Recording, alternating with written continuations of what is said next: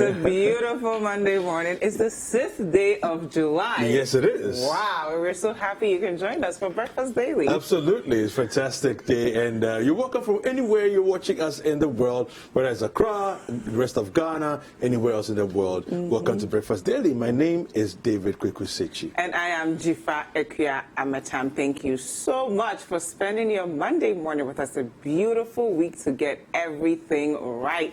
Now, it's an interactive show, so wherever you're watching us from, we want to hear from you. Just use the hashtag Breakfast Daily for us to hear what you're thinking. Yes, and the WhatsApp line that we have is 0550-585-832. Kindly prefix that with +233 if you happen to be outside Ghana. Every morning we start our show off with our quote of the day. Yep. Let's take a look at it. Let's take a look at that today. So the quote of the day today comes from Mandy Hale, who's an author, and she says, "Sometimes you have to move on without certain people. If they are meant to be in your life, they will catch up." I think this is very encouraging, because sometimes you sort of second guess yourself. Am I doing the right thing and all of that? As far as it's up to you, keep moving. Yeah. And if you have to move and leave some people behind, why not? Yeah. Go ahead. If they're meant to be in your life, they will catch up. I think that's just perfect. And I think sometimes too, we need to know the roles we play in people's lives. So if you have a friend and you're giving them feedback and they are not, taking it, things are just not working, you guys might just need a healthy break from one another. It doesn't mean you hate the person. It just means that you love them enough to know that right now at this stage of their lives, you're not providing the value that they want. So you're willing to allow them fly, knowing fully well that whenever they need you, they can always come back. It's not all those I'm depending on you type of relationship, and they can also allow you fly. And at the back of your mind that if you need anything at all, you can always come back to them. Yeah. Fantastic. Last week, we began the voters registration exercise. This week starts the phase 2. We say we're going to go in 5 phases, so this week starts the phase 2. But I think it's there's so many issues that came out of last week, and we'd like to look at, the different things that came up. Over the weekend. Yeah, over the weekend and so on. And then we have a report that talks about how people, despite the rains, still came out to vote. This is a pretty amazing thing. Let's take a look at that. We'll come back and continue the conversation. It's a little over 12 o'clock, but the rain started at about 5 a.m. But that would not deter people from gathering here at the Kaneshi 1 and 4 primary school to undergo the registration process. As you can see, a number of them are in their nose masks, but zero regard for social distancing. What time did you get here today, and how has the process been so far? We were here as early as 6 a.m. and we tried to place our tables and our documents ready for us to receive applicants for registration. Has the rain posed any challenge for you? Oh, the rain has done that, yes. But we are managing. How close are you to achieving your target with regards to the registrants for this area? Target given to us, maybe we have to register about 150. And from now, let me see the time. As at now, we are going to 12 o'clock. Is it 12? We are 12 and we are 116. So we can register more. As we register, you see applicants coming in to register. And the number is encouraging. I can see clearly the social distancing protocol is not being observed here. What is the issue? Of the rain. Because of the rain.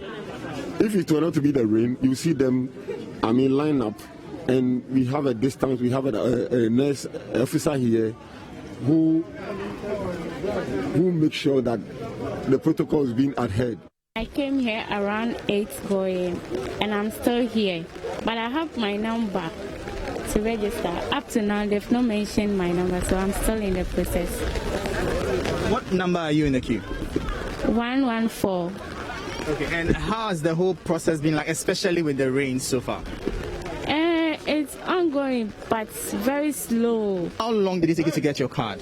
About 2 hours, because I came here around 5, and latest by 6:30, I was done. We're now at the Akua Academy Registration Center, and to my far left is a canopy that has been set up where the queue begins before they proceed further to this area where the actual registration process is done. What time did the exercise start, and has the rains posed any challenge? No, please. We started 7 a.m. in the morning. We have not had any problem with the rain because of the tents over there. What about the attendance? Is this number regular, or would there be more? Oh, it's normal. That is what we have been having every day. Have you had any issue of people challenging the eligibility of any of the registrants? Yes. When we started, there were a lot of guys who were trying to prevent people from registering at the school entrance. All right, so you heard it there from the registration officer here at Akua Academy. Clearly, the rains have not been a deterrent for registrants. Reporting for City News, my name is Michael Obodu. All right, so there you have it. The rains didn't stop people, but it created some challenges in terms of the social distancing and all of that. So I think it's important for the EC to, they knew very well going into this exercise that we're choosing to do these exercises in the rainy season. So the other aspect of compensating by providing tents and other things is very, very important. It shouldn't be something that's done on an individual basis or an area-by-area basis, but it should be done across board so that everyone within the polling stations areas that are doing the registrations should be protected, and still be able to maintain social distancing and all the other protocols whilst the rains are falling, because we knew what we're getting into. So I don't think there's any excuse for them. Yeah. Leaving them to their own fate. And I think it's commendable that the young lady said she finished her process within 2 hours. Impressive. That is like such a big improvement from what we saw when we went to Banana Inn last week, where people had been there for up to 8 hours just to register. And I hope that will be the new standard, that the maximum any Ghanaian should spend registering for the ID card should be like 2 hours, and minimum should at least be 10 minutes. So we are not losing productive time just waiting about. I mean, look at all these people just waiting, because we've seen that Ghanaians are willing, whether it's raining, whether it's, there's a storm, they are going to go through it because they understand the importance of practicing this constitutional right. So it's up to us to ensure that, the process is a bit easier. And I like how spacious this place is. There are certain registration centers you see and you're like, there's no way people can practice social distancing because there's not enough space for them to actually do that. It's difficult for Ghanaians to say, let me move away when there's nowhere to move away to. So it's one thing to say practice social distancing, and another thing to create an enabling environment for that to actually happen. But I think we should take a look at what happened at Ododo as well. The rains, which started at dawn on Saturday, continued way into the day and affected the voter registration exercise. Most centers could not begin the process at the advertised time because it's set up in the open, in compliance with COVID-19 directives. At almost all the centers City News visited, there was total disregard to the social distancing protocol. Social distance issue, to be honest with you, our people are difficult to be controlled. You try telling them that the reason why you bought all these tests for them, and they are just ignoring to sit on the front. As you can see now, they are just standing there, the chairs are also idling here. When we call the police and they come in, before they will ensure that they want to make distance. But when the police are not alert, they just forget about the distance. At the Asted Ghana Limited Registration Center in Diododo constituency, a nurse, Rose Ofori, who is stationed there to ensure compliance, had this to say about the flouting of regulations. It is easy. They don't care. I don't know, they are crowded, they don't wear the nose mask. Here, I think I can say here's a harbor for them to get it. How many police officers do you have here? We have two. There is a woman and a man. But today I have not seen the woman. Do you think perhaps there is the need for the EC to increase the number of officers? Yes, I think so. And I think this policeman is too lenient. I don't know whether it's his people, so like he doesn't do much. Sorry to say, but with no bad feelings. But I'm really sorry. That's the truth. Some party agents at the Amadu Terim Registration Center also raised these concerns. 3 days ago, we had an issue. Some of the MPP guys came here. They were brutalizing some people here. We have a challenge for. And then the law says that if someone is coming here, it's not a resident or an ordinary resident, the person is not supposed to register. So you have to challenge. So because of the challenge, that's the reason why. Me myself, I've settled some fight before. Even yesterday I settled the fight. 2 days ago I settled the fight. So for the fight, it's normal. Sometimes they find it difficult to understand why someone is here before someone came. But then it's just around the table. Some registrants also voiced their frustrations about the exercise. But if you see how we stand, you will see that the social distance is not out at all.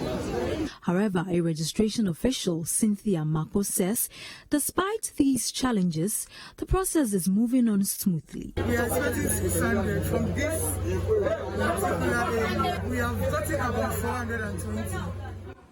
So this place is a classic example of not providing enough space for people to be able to actually comply by the self-isolation protocol. And I think we also need to talk about the number of people being employed by the EC, because several places we've visited, you have only one person from the EC or 2 people at most. We need to get to a point where we focus on the number of people there versus the EC officials. It would be nice to say for every 10 people, we have someone from the EC actually ensuring that all their needs are met. So you avoid some of these challenges. I also think it's important, the nurse said something about the security personnel that the police officer on duty was a bit too lenient, it was just permissive. I think it's important in part of the whole conscientizing the people, especially people like the police who are going to help on the ground, that there should be a certain firmness, in maintaining the protocols, because it's not a joke, unless the police officer who is there also doesn't understand the gravity of the problem we're dealing with, right? So does it mean we've not done enough training? Does it mean we've not prepared them enough? Why would a policeman watch on, silently as people just mass together? I think sometimes we put our policemen in a very uncomfortable state because, one, there aren't enough tents there, as you saw. The first place Michael went to, the second place he went to, the Akua Academy space, is spacious. So it's easy for the policeman to say, move to this side. But you have a situation where I just saw one tent. Everyone is coming under that one tent. Is he now going to tell you, go outside of the tent? So if we know we are going to put these men out there who are also Ghanaian citizens before they are policemen, let's make their lives easier. Let's not give registrants an excuse to say, Mr. Police, where do you want me to go to? It's raining, I don't have an umbrella. Let's provide enough space so that when they tell you to do the right thing, the environment has already been provided, for you to be able to say, let me move to this tent. Absolutely. No, I agree with you. We also have some reports from Newtown. Let's take a look at the registration that took place at Newtown. The same thing, every day the same thing. If you do it, right from day one, when we started doing it, it's going to be going on. The chaotic atmosphere that greeted the city news team of residents of the area who were attempting to partake in the exercise at that center. The person in the queue. The only thing you have to do is just go and pick a challenge form. Challenge the person. By the end of the day, you, the person who's challenging, go and see the panel, then you put between you. This guy or this person, it's not for this community, or it's not a Ghanaian. Whatever the case, when the person in the queue, they can put a person out of the queue. Or you can work from you, it's not right. Go and pick a challenge form, then challenge the person. That's the whole thing. So now the thing is happening day by day, and you have a party agent here. You cannot come out and come and challenge. So as a party agent, assuming now, me, I'm an MPP man, I'm one of our observer. So if I have a problem, I will come my agent. You see this person, challenge him. That's the thing. But you individual cannot come outside for anybody. That's what you are. You not allow any challenge again to happen. You share the same sentiments with him, or you have a different view? I have a different view in a sense that before this registration, there was a van going round telling everybody to stay where you are. It's a first phase, the second phase will come. And so stay where you are until it gets to your point. Now, my issue is that not only are people coming that we in the community don't know them, but they are being led by people who are not in our community. I don't have problem with the presidential and parliamentary election. I have problem with the assembly election, because the assembly election is what is my problem, in the sense that these people will end up dictating for us whilst they are not in our community. The exasperated-looking senior registration officer for the Ghana County Preparatory School Registration Center 1 could not hide his frustration. Instead of allowing one person to come in and maybe fill the form against the person, almost all of them, they will troop all over here just to fight over it. You seem exasperated that this has been happening. This is not the first time. This is not the first time. It has been going on. It has been going on. It has been going on. I don't know. No matter the education you give them, no matter what you tell them, this is what happens. So when it happens like that, what do you do, or how do you manage to calm tensions? It is they're the party agents. It is the same people who try to cool down tempers. I, for one, have nothing to do, because I don't understand the language. What am I going to say? The best I can do is to make sure my police station is calm. However, at the neighboring Ghana County Preparatory School Registration Center 2, the eligibility of quite a number of applicants had been challenged peacefully. The challenge is not so much. I think from day one we had about almost 10 challenges. That is the only challenge we have. And it's mostly on non-residents. We have almost 10 people who have been challenged. So we have 10 cars we are still keeping here today. Yes, we will not give it to them until the panel sits together with them. We'll send it to the panel will look at it, they will adjudicate it, and then when you are qualified, they give your card to you. If you are not qualified, they'll delete your name from the system. The Ghana County Preparatory School Registration Centers 1 and 2 both had taken shelter inside the Harlem Bridge International School, formerly known as the Ghana County Preparatory School, because of the rains. But management of the school had some concerns about the safety of their premises. What I'm concerned about is they invading the place. Is that because of the weather? Fine. As a good citizen of the area, we would also not we shouldn't allow them to be in the rain. But yes, the case we have allowed them here, so we expect the EC to fumigate the place for us, because we have JHS students here who will be having classes here from Monday going. A few meters away, at the Imam Abbas Mosque Registration Center, officials tell City News they have recorded way above the about 400 people expected to register at the center. We were expecting at least 450 to register, but we have registered almost 650 plus. So that is as at a few minutes ago. Okay, since day one to date. For today, we've not even gone halfway, but the numbers are still increasing, so we don't know the number of people who will be registering for today. But since Tuesday till yesterday, we had registered 600. More than 100% of the expected numbers have moved here. And the reason is that most people are moving from their centers to this place to register, because we are going from one place to the other. People are not waiting for their turn. They are always rushing to come to centers where we've started the registration. So because of that, the numbers are increasing. But the NDC agents at the center alleged an influx of people who were not resident in the area. The little challenge we do have is in regards to people who they are being imported from different constituencies.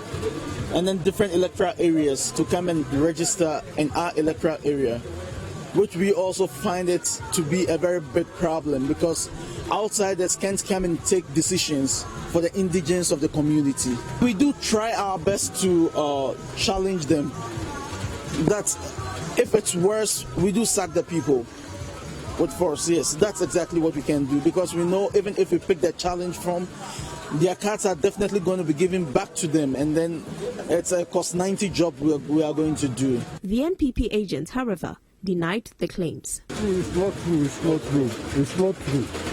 That people we are exporting people here. It's not true. It's not true. I don't. They are lying. Saturday's rains prevented many centers from conducting the registration exercise in the open. Registration officers were compelled to relocate their centers into nearby houses, schools, and places of worship, while others sought shelter in front of locked shops. This made the enforcement of social distancing quite challenging, particularly at the Sawyer New Town Registration Center. The rains actually caused a lot of havoc because they used to do the queue over here because of the rain, so they have to enter the house. And you have to maintain the protocols, and then there are large numbers. So you have to squeeze things so that you get everybody in check. And the numbers too, there are a lot of people. And the house, it's can't. All right, so there you have it. I see a lot of people challenging the status of different people and whether it is they have the capacity to come and register and so on. And then also I think one of the things that concerns me a lot is the fact that people are so afraid of being disenfranchised that they are running from they are running to places that are not part of their where they live. Instead of waiting for the phase to come to them. They are rather rushing to go to where they know the people are registering and going to register, but they're creating, an unnecessary challenge for the EC officials. So people need to just relax and trust the process, that it will eventually come to them. And I think, luckily, this is a problem that the EC already provided a solution to. So when you go onto the EC's website, for instance, they have all the designated registration centers on their website based on the region you live in. So let's say I'm in Greater Accra. I just go onto the EC website, or you can even go to our website, citynewsroom.com. You click on the specific region you're in. So I'm in Greater Accra region. I just click on Greater Accra, and then it will download all the information, and I like that they've broken it down by the district. So within Greater Accra region, my district is Ayawaso West Wogon. So you just scroll down till you see Ayawaso West Wogon. So as you can see here on the EC website, you go on there, you find exactly where your district is. It's even way easier on the citynewsroom.com website because we've broken it down all the districts. So when you go on to City Newsroom as well, you just click on exactly where you are located. So here you have it, Greater Accra region. You just click on Greater Accra region, the form will download. So there you have it there. I'm looking for Ayawaso West Wogon. All I have to do is just keep scrolling up till I find the district with Ayawaso West Wogon, which is about a few pages up. So you just keep going to, we'll do it together, guys. So you see how simple it is. You keep going. I see Ga North, I see Ga West, Ga East. You keep going there. You see Ayawaso Central. Finally, you have, right under Ayawaso Central is Ayawaso West.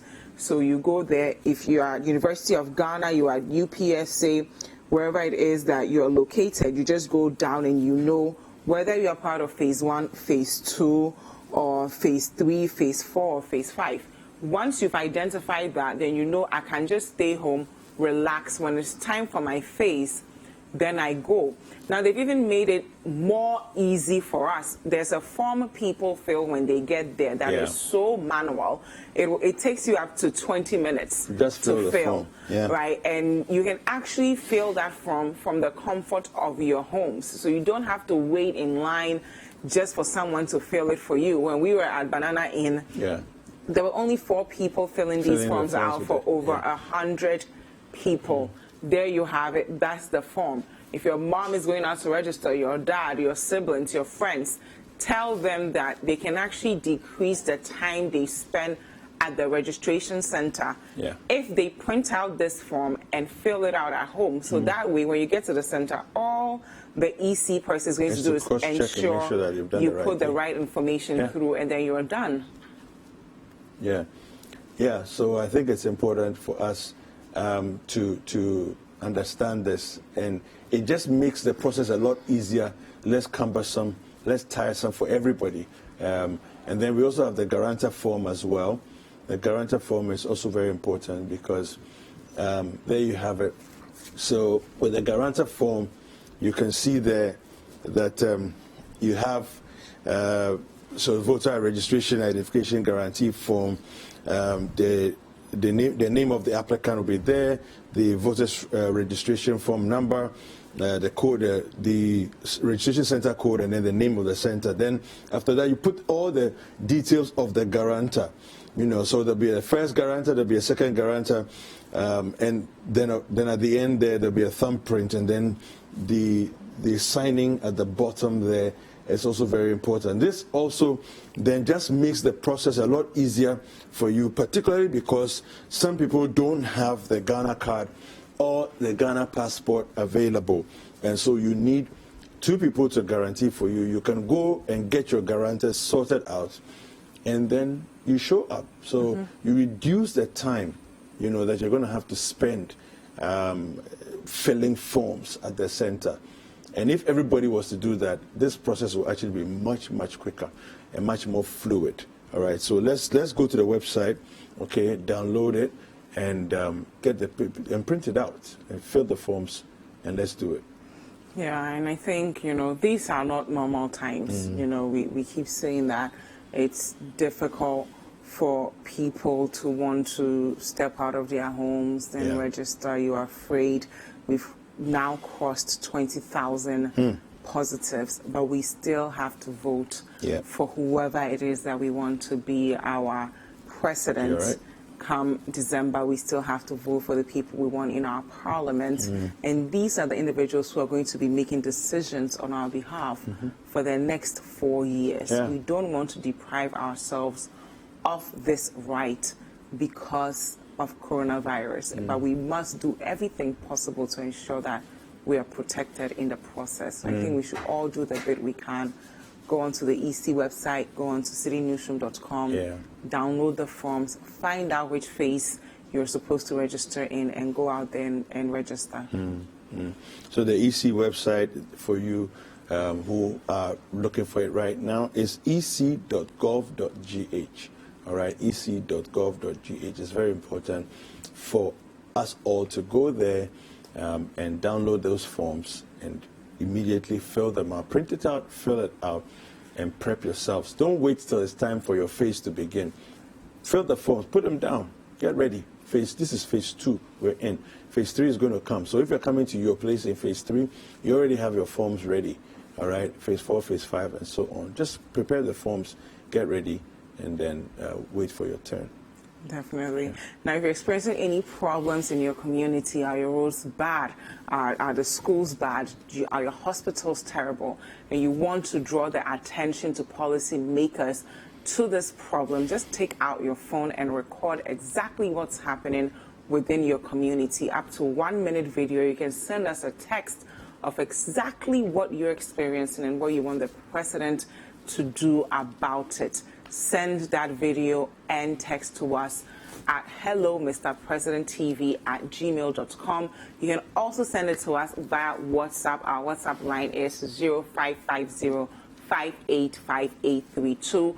We voted these people into power to serve us, and it is time for us to hold them accountable for the things that they are not doing to make our lives better. Again, just take out your phone and record exactly what you're experiencing in your community and send those videos to us via our email, hellomrpresidenttv@gmail.com, or WhatsApp them to us. Our WhatsApp line is 0550-585832.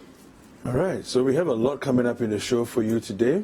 But up next is News Review. Should we give them a glimpse of what we're going to do? We're going to make guacamole. Yeah. Flossie is going to be joining us later on. Yeah. And then, of course, Akosia will also be here to helping us to about break down some nutrition stuff and as well. everything. Yeah. Absolutely. My name is David Kwaku. And I am Dzifa Ametam. Don't go anywhere. News Review is next.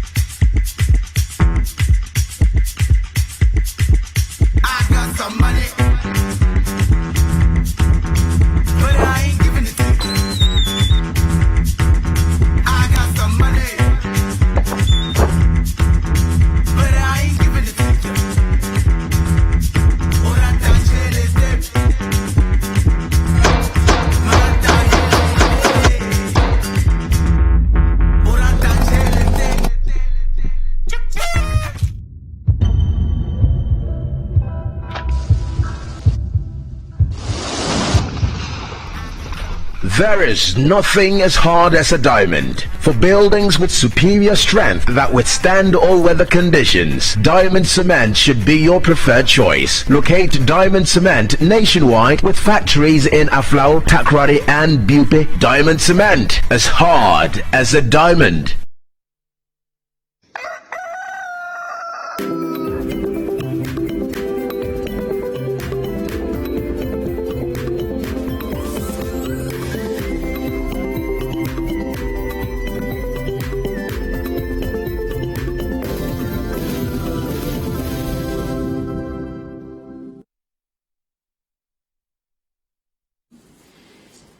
Welcome back.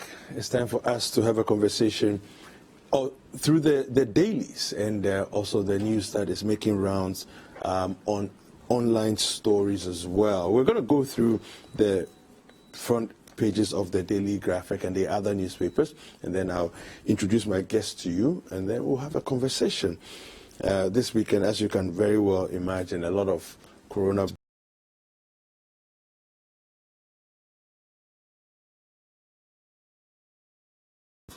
Agric mechanization, government injects $269 million into agric mechanization. WAEC member countries ready for WASI. Government exams no longer only for Ghanaian candidates. Suit against senior minister goes back to High Court. Electoral Commission 2020 voters registration exercise movement plan batch 2. And then there's a COVID-19 update as of July 5th. We have the cases are 20,085, recovered stroke discharged are 14,870, and unfortunately there we have 122 people having passed on. On the front page of the Ghanaian Times, President self-isolates after close associate tests positive for COVID-19. The story is on page 12. Phase 2 of voters registration exercise commences today. Infection cases reach 20,085 with 14,870 recoveries. I have a challenge with this when they say recoveries because it's not wholly exact. Self-styled military man arrested for impersonation. The story there is on page 3. On the front page of the Chronicle, withdraw Ahenkra or we lose Tema West. We have in the insert there, the Electoral Commission has put an insert there, compilation of new voters register. Everyone matters. Registration is taking place from 30th of June to the 6th of August. Of course, this week is phase 2 of that registration process. Buy Ghana cars, President directs. Not yet Uhuru for Asafo. Okay. On the front page of the new Crusading Guide, trouble looms at Tema West MPP as pressure mounts on party to withdraw Carlos Ahenkra. Kufuor moved to new Peduase residence, not isolation, says a spokesperson. Police chief bows to DCE pressure, released 2 Chinese galamseyers. Thank you for selecting my son again, Nairi to President Kufuor. Tension at Asamankase as a Brede family moves to invade palace on Ohum Festival. NIP boss supports Ejiso constituents with tricycles. On the front page of the Finder, EC sets October 5th to 9th for aspirants to file nominations. All government institutions must prioritize buying of locally assembled vehicles, says the president. Osafo Marfo, Auditor General, back to court on July 8th. Queues reduce at some voters' registration centers. And again, we have the insights from the EC there on the registration exercise. Let's do some online stories now. And on citynewsroom.com, we have Concerned Drivers Union pushes for 30% increase in transport fares. Prioritize health of Ghanaians over election, says Indum. $1 million Kroll case. Acting Auditor General satisfied after scrutinizing Osafo Marfo's documents. Domelevo's battle against the Leave Directive needless, says Mprayeso MP. Pause voter registration exercise to prevent more COVID-19 deaths. Health professionals to EC. And on citybusinessnews.com, we have City FM concludes 2020 edition of City Business Festival. Sub-Saharan Africa's economy to shrink by 3.2% in 2020. This is from the IMF. Economist urges BOG to extend COVID-19 measures to help businesses. Avoid short-term development plans in election years. Economist urges governments. Metro Mass staff asked to suspend strike over unpaid salaries. And on my Joy Online, Ridge Hospital cleared by management of alleged COVID-19 misdiagnosis in death of 24-year-old woman. And on BBC.com, Malawi cancels Independence Day celebrations. All right, so for more news, kindly visit citynewsroom.com. And for more business news, kindly visit citybusinessnews.com.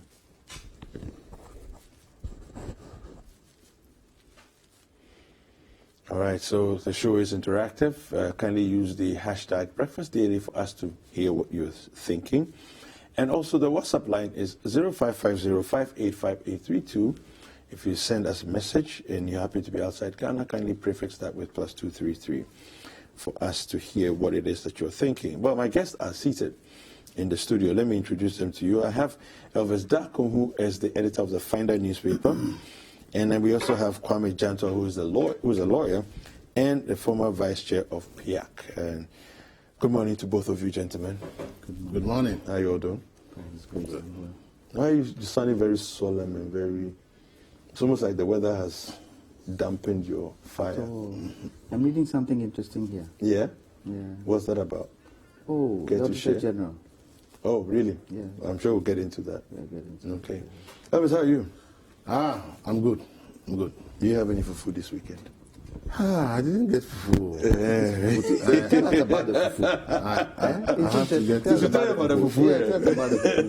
Elvis, share the fufu story. I think we'll leave it to Dzifa to come explain herself. Was she in some joint? I don't think it was just one. So if she was in some joint, then she's gone against protocols. No, there's a permission for that. Yeah, I hear it's now 25, isn't it? 25 people maximum. So anyway, fantastic. So we're going to get into the stories for this morning. First of all, we want to discuss the issue of the case count has gone up now. It's 20,085. Okay, and then we also have the president is not in London for treatment. This is an interesting one that happened over the weekend because people felt as though they had rumors that the president had left the country to go for treatment, but he's not in London for treatment, says Eugene Ahin. We're going to delve into that. And then the GMA is also, Ghana Medical Association, is also worried as 150 doctors and counting have contracted COVID-19. Let me start by reading the first story on our case count. I'll go through the different stories and then we'll have a conversation. So 697 new COVID-19 cases push the count to over 20,085. Death toll is now 122. Ghana's coronavirus case count has crossed the 20,000 mark. The latest that 697 new cases have been recorded, pushing the total count to 20,085. According to the service, these are samples that were taken from the period June 16 to July 1st. 5 more people have succumbed to the disease, making the death count 122. The active cases are 5,093, with the discharges / recoveries count pegged at 14,870.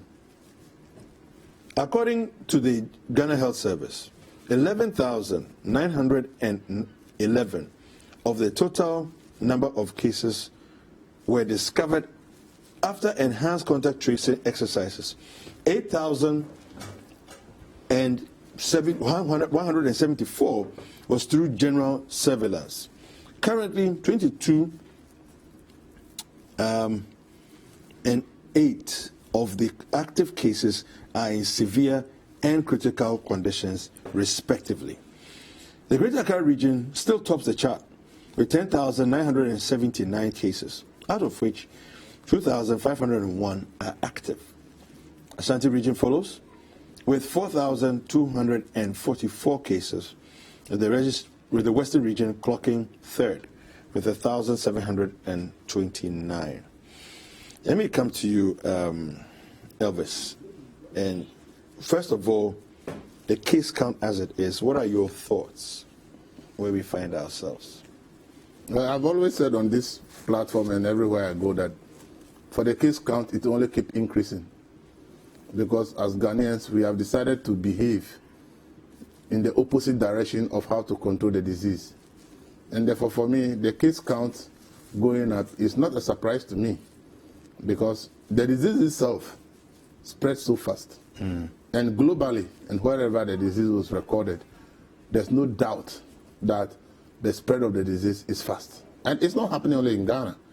In the month of June alone, 4 million cases were added to the total case in just a month. In just a matter of...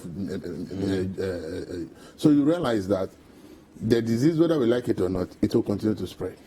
The most important thing which we need to do is to understand there's no amount of measure any government will put in place that is able to achieve any result when the people don't cooperate with those measures.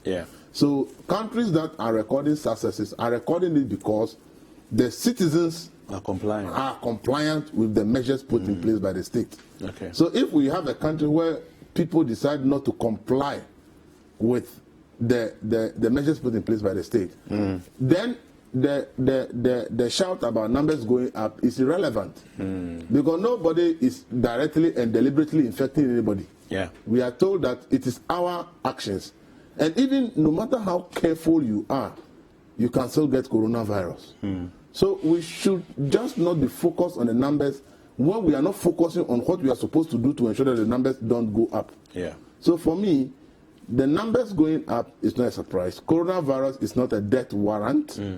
It's not a death warrant. If you look at globally the death rate in terms of the number who got and the number who are dying, it's not a death warrant. Majority are recovering from it. So let's all learn.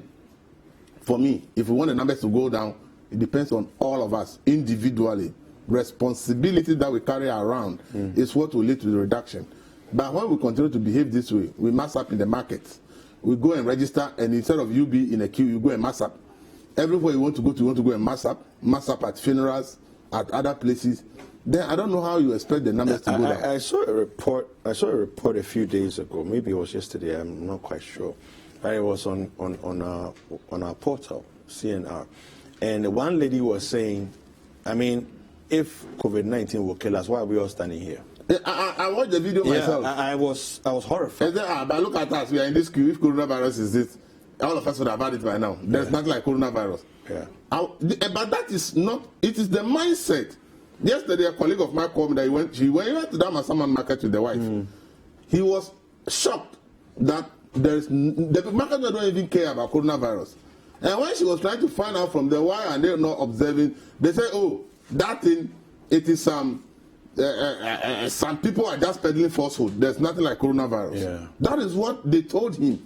Wow. And he called me and said, look, this is, I'm not sure we can control it too. Because from a market point of view, and people have the view that it is some conspiracy by some people just to deceive us, and therefore that it doesn't exist. This is Ametam just here. It's not in my village where we say it's far away from Accra. But they are saying that the thing does not exist. So with this kind of mentality, my brother, the same people will turn around and they be shouting that the numbers are going up. Why do you shout the numbers are going up? Please, coronavirus is dangerous. Am I afraid of it? Yes. Do I think that we have to fight it? Yes.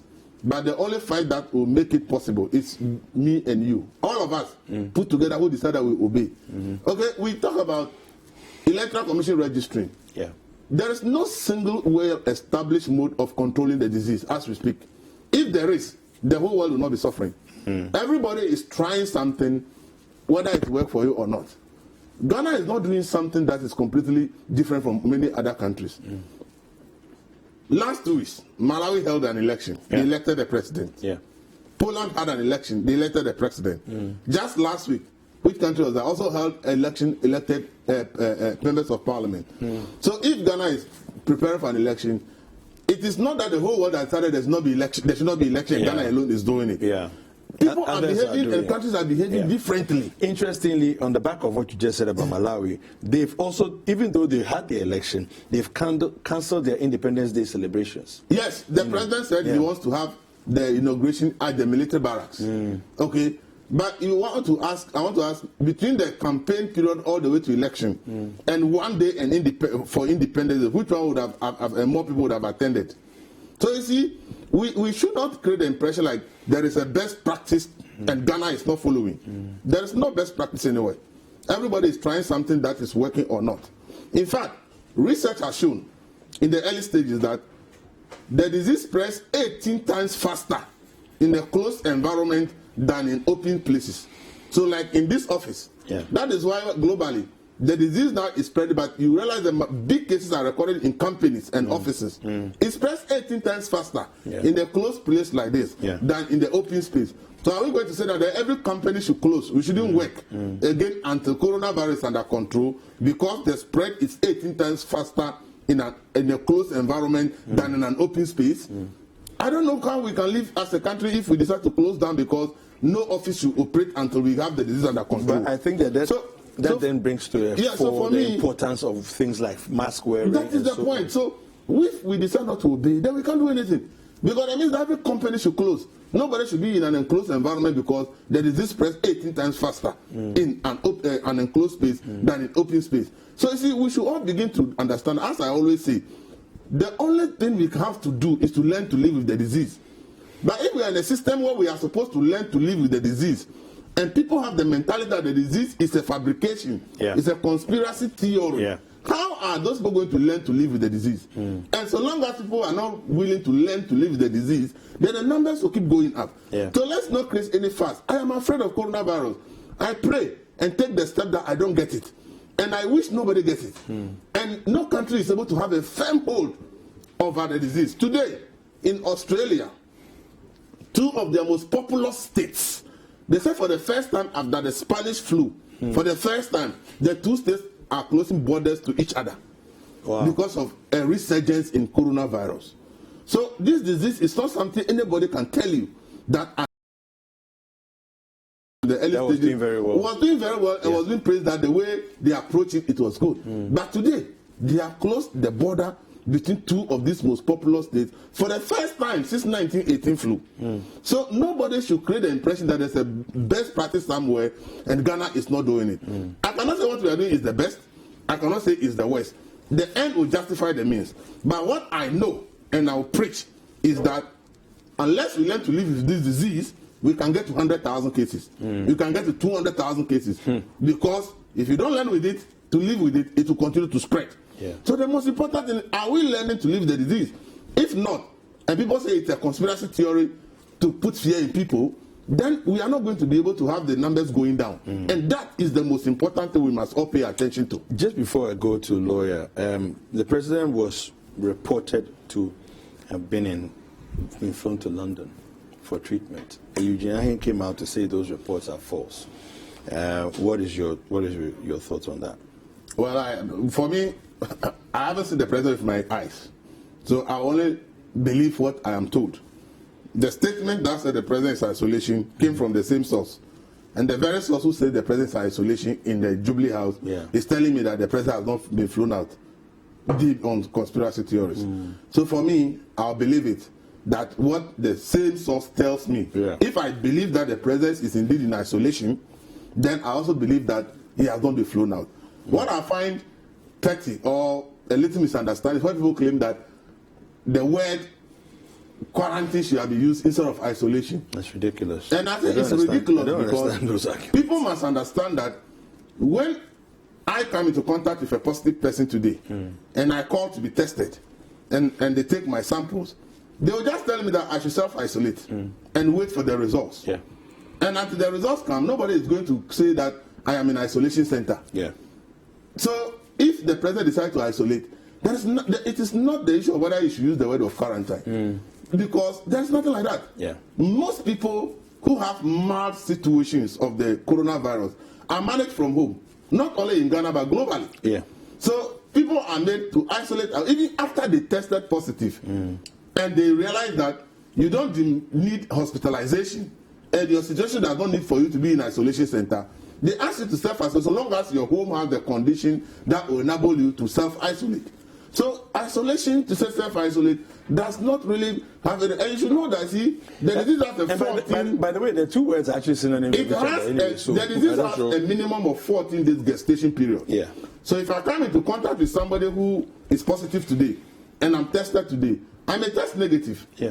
In 14 days' time, maybe I may test positive. So within that 14 days that I've tested negative for the first time, the officials or the experts will tell you that, to be sure, self-isolate for the 14 days. So that we come and test again to see whether indeed you have it or not. So the issue of these nuances between quarantine or isolation, and people are claiming that because the word isolation was used, means that the president has tested positive. Please, there's no truth in that. Because if I am my samples are taken today because I have contact with somebody, the only thing they will tell me is to self-isolate for now. And that does not mean that I have the virus. So let's not go back to these kind of things that really don't add anything. Let's use the time to rather educate people that we must learn to live the disease, else the numbers will keep going up. All right. Lawyer, our cases, did you see 20,000 coming?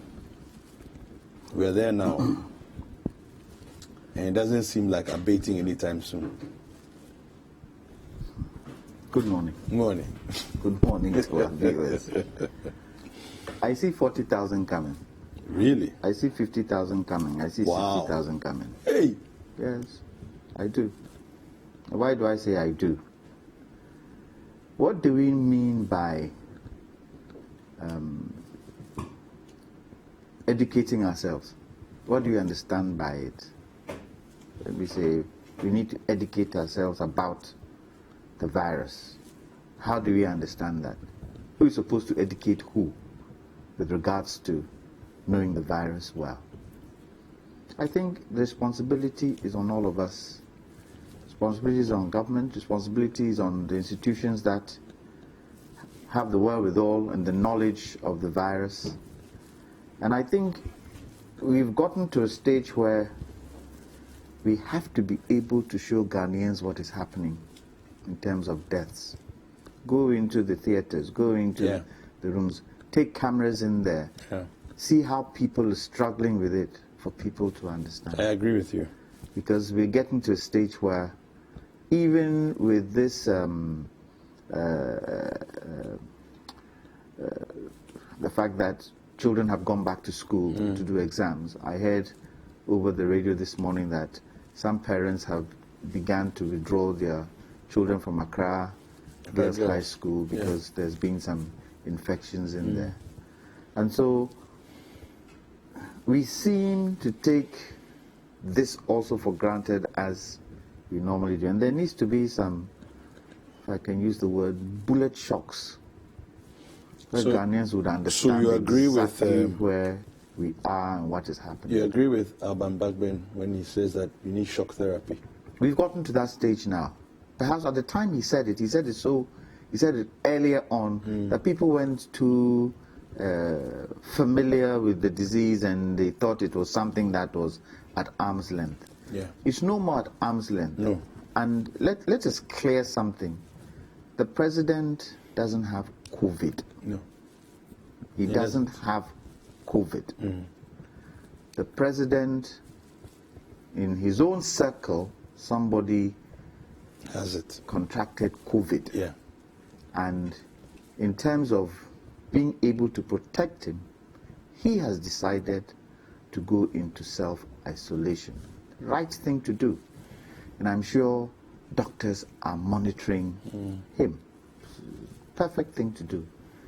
All of us, and this is where I continuously say that anybody, be it a leader in this country, and when I say leader, I don't mean only the president. You in the people in the media are also leaders. We who come and sit on TV and talk, we are also leaders.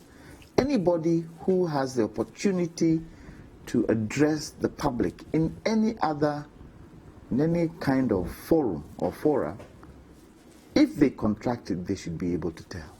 That is the only way I agree. People will see the challenge we are facing.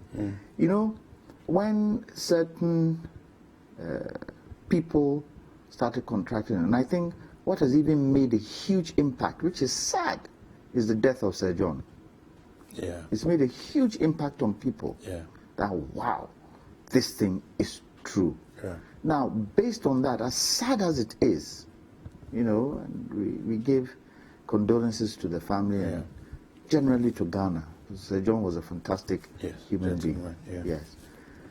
In as much as that has happened, we need to build on it and be able to tell. I don't know whether we need, you know, these preachers who stand on the corner of the road. Street preachers. Yes, street preachers and preachers. Maybe we should contract them. to each morning talk about it. Each morning talk about it, because it looks as if we have I can only use GASM. I can't use anybody because GASM I know. We have GASM cement in our mind blocked. That, you know, we don't seem to see the challenge that we are facing. And for me, the most important challenge is when health care service workers also contract and begin to die. That is the challenge. Because if the general mass of people also get it, who's going to treat them? Yeah. And so we'll come back and have that conversation about the GMA. Actually is very concerned about doctors contracting it, and about 150 doctors have contracted it so far, and the number is going up. So we'll come back and do that after this short break. Let's take a short break. We'll be right back.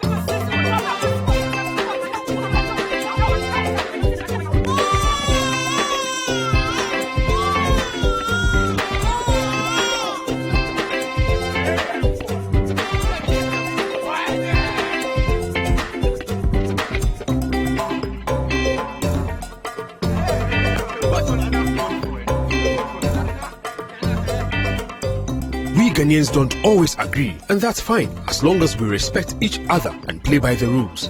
It doesn't matter who you vote for. What matters is that you make your voice heard and that every vote counts.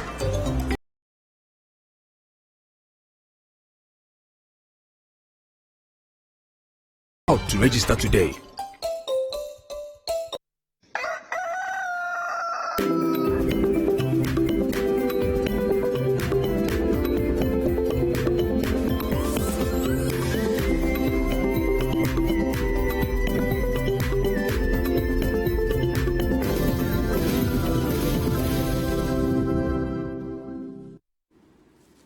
Welcome back. Lawyer Jantua was making a submission just before we went on the break. We're just going to delve into the subject of the doctors and other health workers being exposed to coronavirus. Let me just do a quick read here, and then I'll have him continue his submission. GMA worried, this is on citynewsroom.com. GMA worried as 150 doctors contract COVID-19. More than 150 medical doctors and dentists have so far tested positive for COVID-19 since the outbreak of the disease in Ghana, March 2020. This was disclosed by the Ghana Medical Association in a statement. The association says 4 of these doctors have died after contracting the virus. GMA in a statement noted that the alarming rate of infection among its members could have an adverse impact on the country's health system, given their frontline role in fighting against the pandemic. With Ghana's case count now 20,085 as of July 5th, the group is asking their members to strictly observe the infection prevention and controls protocols to reduce the spread of COVID-19. The GMA further wishes to bring to the notice of all its members that over 150 medical doctors and dentists have been infected with SARS-CoV-2 since the outbreak of the COVID-19 pandemic in the country.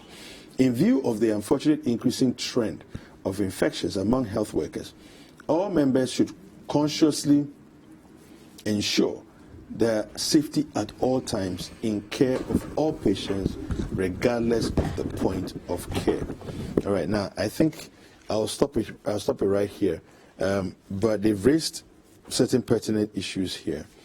The personal responsibility for their own care, all right, and the fact that they need to wear their PPEs regardless of which point in the chain you're engaging the patient. Yeah, so you're making a submission earlier on, and then you touched on health workers. So I wanted to tie that in. We know exactly what is causing this rise in infections. We know people are not wearing the face mask. Perhaps they're not even sanitizing and washing their hands, and they're gathering in public places.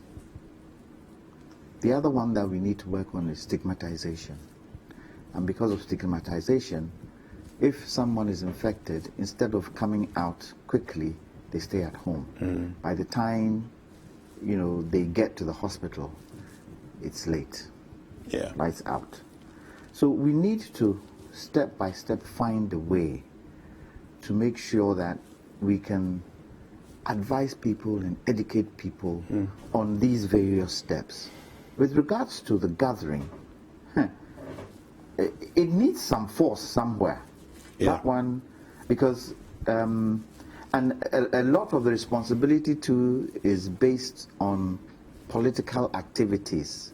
It's a shame that COVID has come this year, that we are, well, started last year, that we are heading into an election.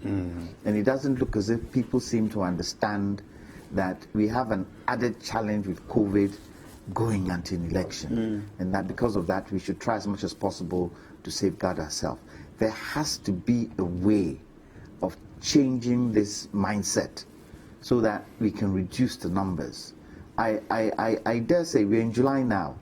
If we don't do anything by September, and if an antidote isn't found by that time, these numbers are going to hit the 40,000, 60,000 I was talking about. Now, coming to the GMA, one of the major things they have said that is quite alarming, and if I may quote from the piece you just read, it says, reports indicate that the capacity of our isolation and holding centers has been stretched beyond limits by our increasing case count. Several hundreds of healthcare workers have been infected so far, and data from Ghana Health Service shows that up to 25% of their reported COVID-19 cases were detected in the last month alone. It is serious.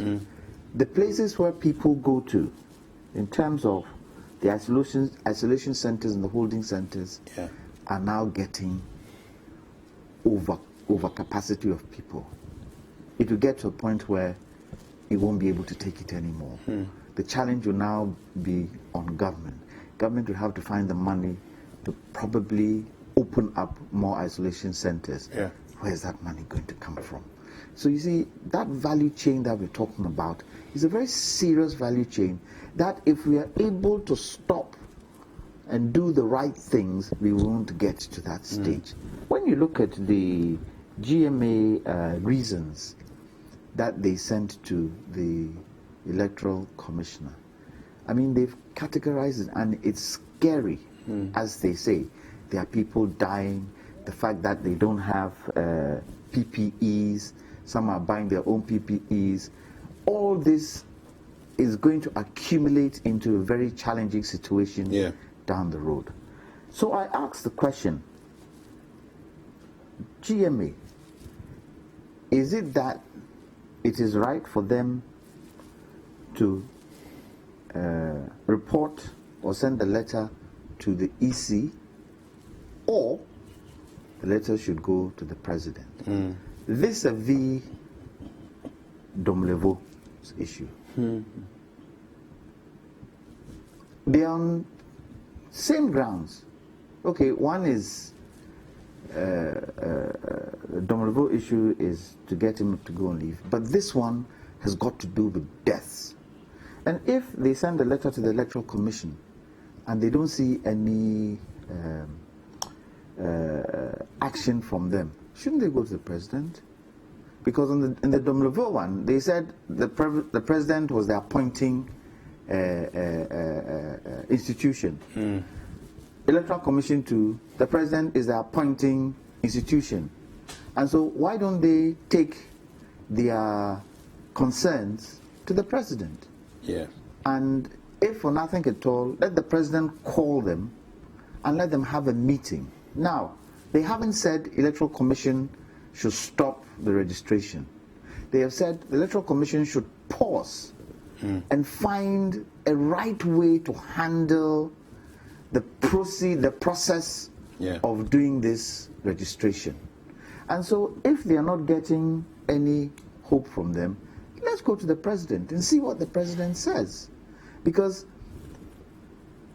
the COVID incubation period is 2 weeks. We are not going to see the impact of it till the next 2 weeks. if the next 2 weeks, we're having how many cases this month? Was it 600 and something? Well, I mean, we already had 697 and added to the case. But they said, but they said this last month was the highest. Yes, June was the highest. Yeah. When you take all the months yes. together. Yeah. If July is higher, if August gets higher, if September is through the roof, then it means there has been some addition, perhaps from our registration exercise. I believe we need to be able to find a way to. I went to register on Friday. Okay. I got there pretty early. There were people standing outside, no social distancing. Got in, there were people sitting. Some, majority were wearing masks, but the way the chairs were placed, you could see that, okay, there was a distance, but it wasn't arm length distance. Okay. Then the official comes and wants to change the positioning of the chairs. That turns into something else. I couldn't understand why simple instruction that, look, we need to move this from here because we want to put this here, turns into an argument. And then you saw people coming together. Yeah, they were wearing their masks. People were still wearing their mask on their chin. Some were wearing their mask on their chin. Shouldn't somebody be there to guard this process? Because I didn't see any health official there, apart from the lady who was holding the thermometer, who would call people to book and say, hey, no. We know this is what they've said. Please, this is the way, the protocol that is there to be able to do this thing. Otherwise, if we don't do that, getting into an election, on election day, we're going to find things very, very, very difficult. What is the use of a country without people with regards to an election? It's no use. Okay. And so the health of the people, very, very important. And we all, not only the governments and institutions, we all should find ways and means of educating people about this virus, because it's deadly, quiet, rascal, and can attack and infect anybody, irrespective of your position, irrespective of who you are. We've seen it. Quite a lot of political figures, quite a lot of people, doctors, surgeons have died. And when you look at the number of health workers who have signed this petition, it means it's serious, and we should add some seriousness to what they've said and see how best we can move forward. Right. If doctors, yes, your comment quick, and nurses, and this is only for doctors, so the figure for nurses is not added. Yeah. This is their profession. They are the ones who are supposed to save us if we should contract the disease. If this number have the disease, if you're a Ghanaian who sits there and think that coronavirus is a fabrication, you have to think twice. This should scare any Ghanaian, that the person that I will go to help me is himself saying that the thing exists and they themselves are suffering it. Why should you sit there and think that the thing is a fabrication? Yeah. Anybody should take this as a warning, a very serious warning, that if the doctor, the nurse, who are supposed to help to save our lives, are in this situation, then we have no reason to disobey whatever we are being told to do. But here's the case of a lot of our people, and they would rather take, some kind of concoction on their side as medication rather than going to the hospital. So already there's a certain disconnect between the majority of people in our healthcare system, and they will only go as a last resort when it's like they've tried everything and it's not working. Yes, and that is who we are, and that is what we have to change.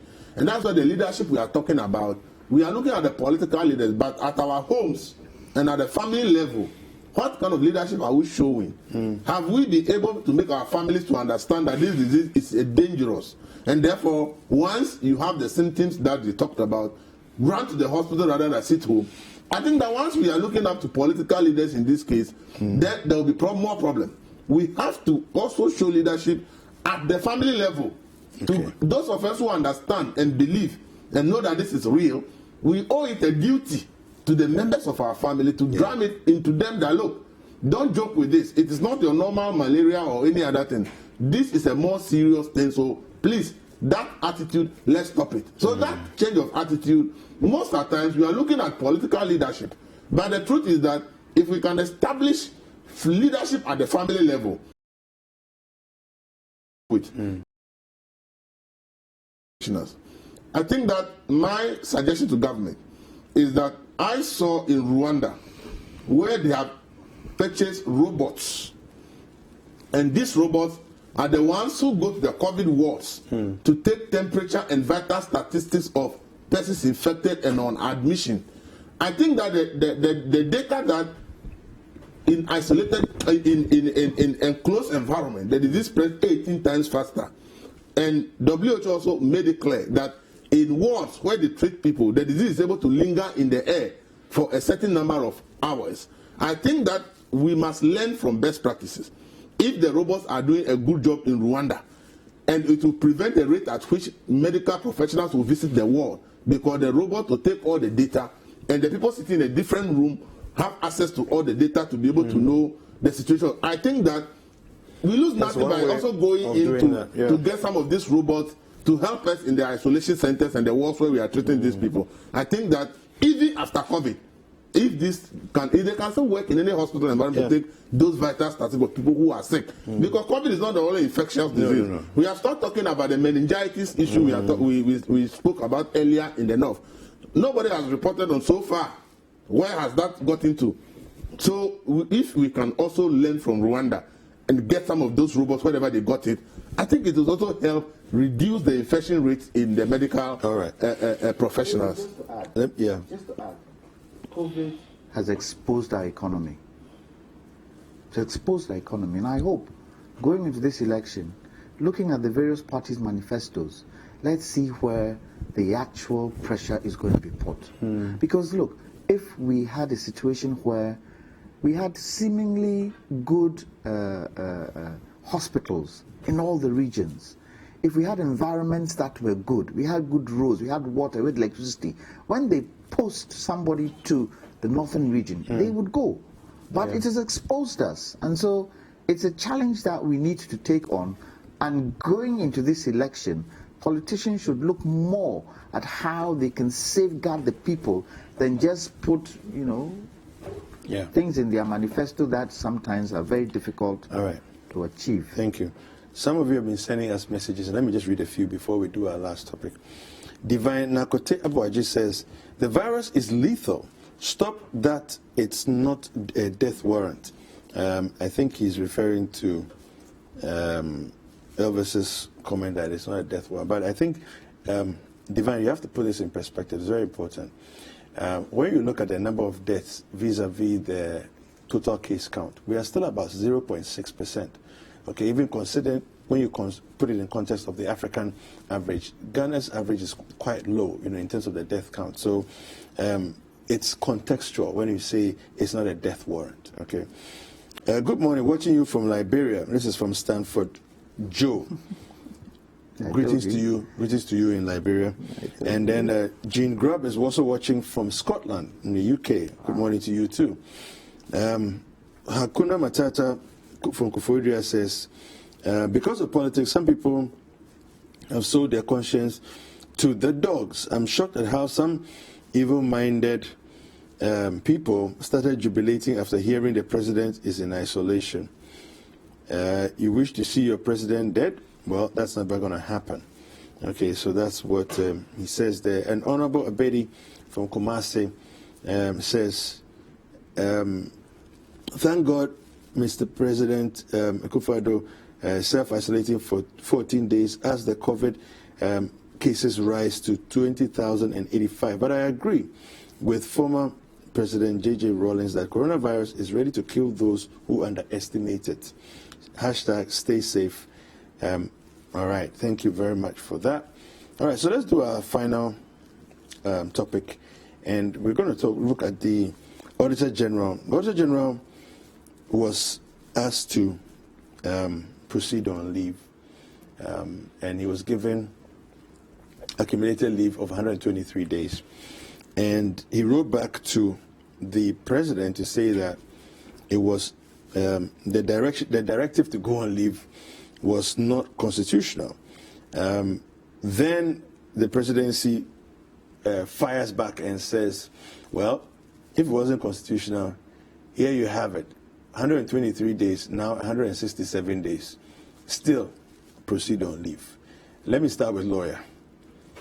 Your thoughts on this? Unfortunately, I haven't had the chance to read the labor law with regards to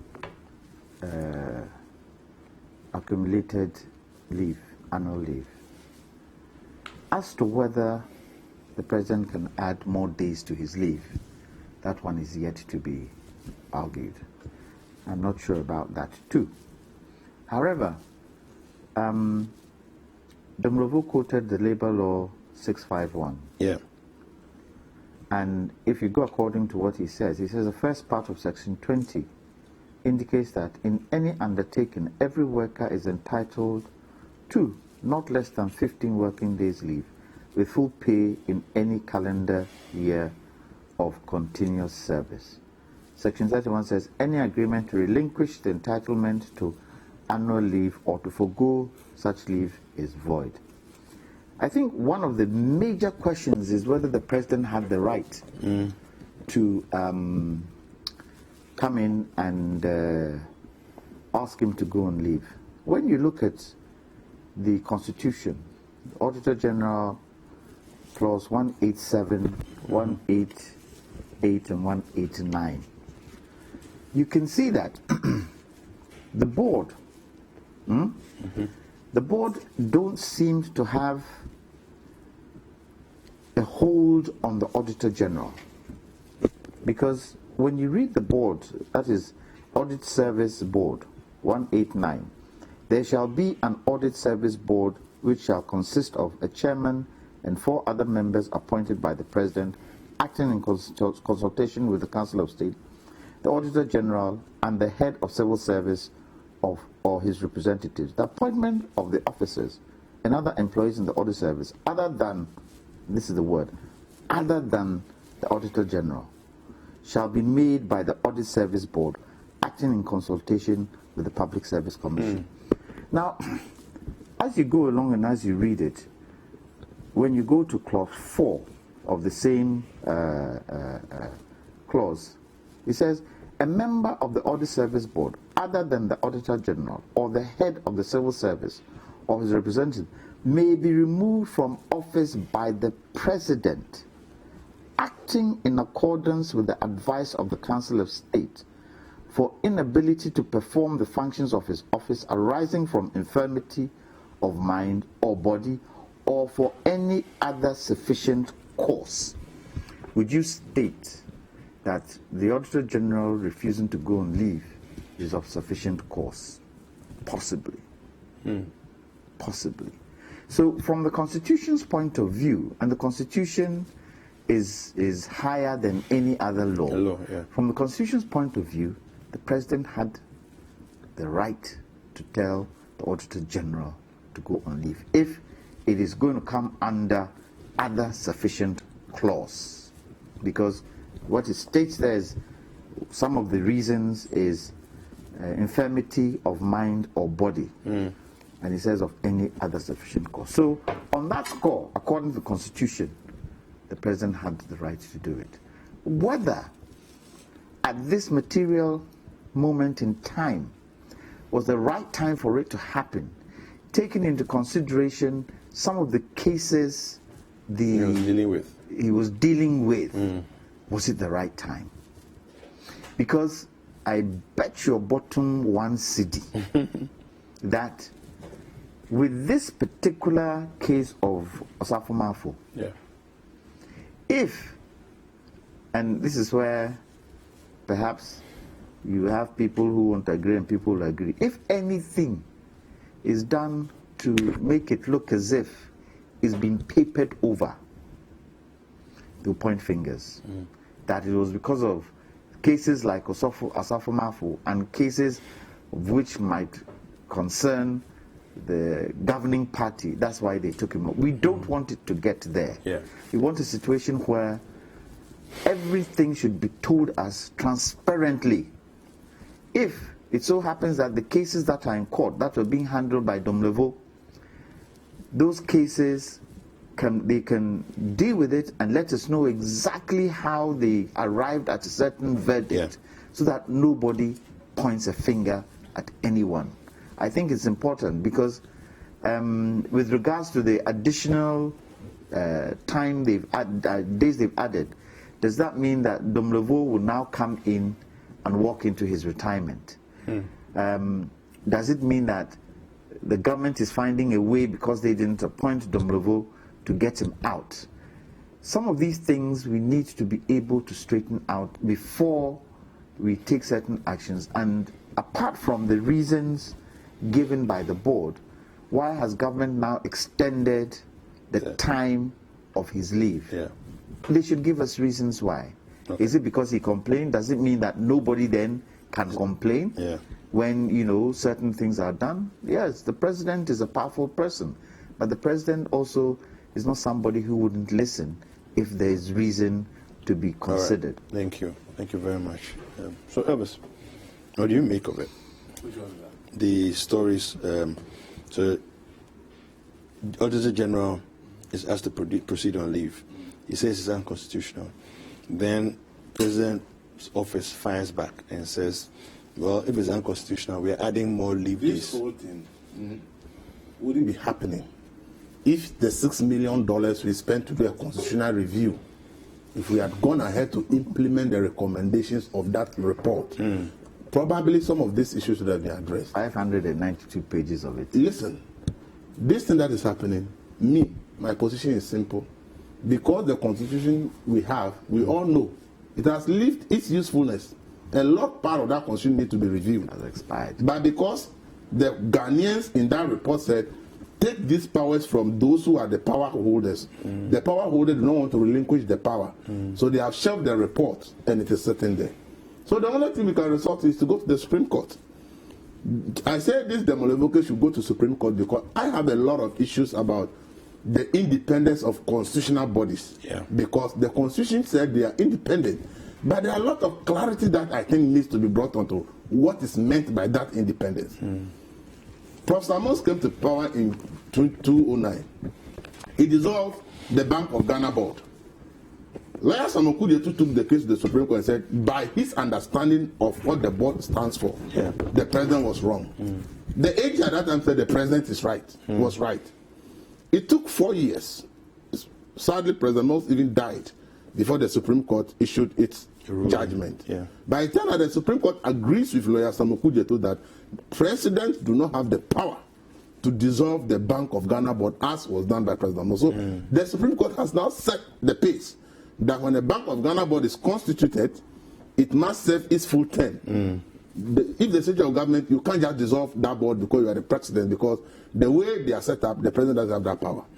This Domelevo issue, I think that the question is, does the president have the power to direct Auditor General to go on leave? Is it clear in the Constitution? I don't think that is much of a clarity. I want the Supreme Court to bring clarity on this issue. So that we know that the president can direct the head of a constitutional body to go on leave. Because tomorrow somebody can also direct EC boss to go on leave. Somebody can direct the NCC boss to go on leave. So we need clarity on that from the Supreme Court. I say this because when you look at the brouhaha that happened at the Electoral Commission, the IOCO said they were doing investigations and that they wanted the deputy EC chair, which is Madam Georgina Opokum, to step aside for investigation, because when they are doing the investigation, they believe that you, the person who is being in office, you can influence things. She told them plainly in the face that she's not going to step aside because by the Constitution, how she will be removed from office has been spelled out in the Constitution. So she's not going to step down. It all led to all the things we saw at the Electoral Commission, and she never stepped down. The question is, if the IOCO or any investigative body can ask other officials to step aside because they don't want them to influence investigation, does the IOCO have the power to say the same thing to somebody like the head of a constitutional body? So if IOCO does not have that power, we need the Supreme Court to bring clarity on some of these things so that we can, because I don't see why if MD of an institution can be asked to step aside because we don't want that person to intervene or influence investigation. If there is similar allegation against a head of constitutional body, how then does it happen? Because the Domalovo case is special because I remember when they had this issue with cars he bought, they said he didn't follow the procurement procedure.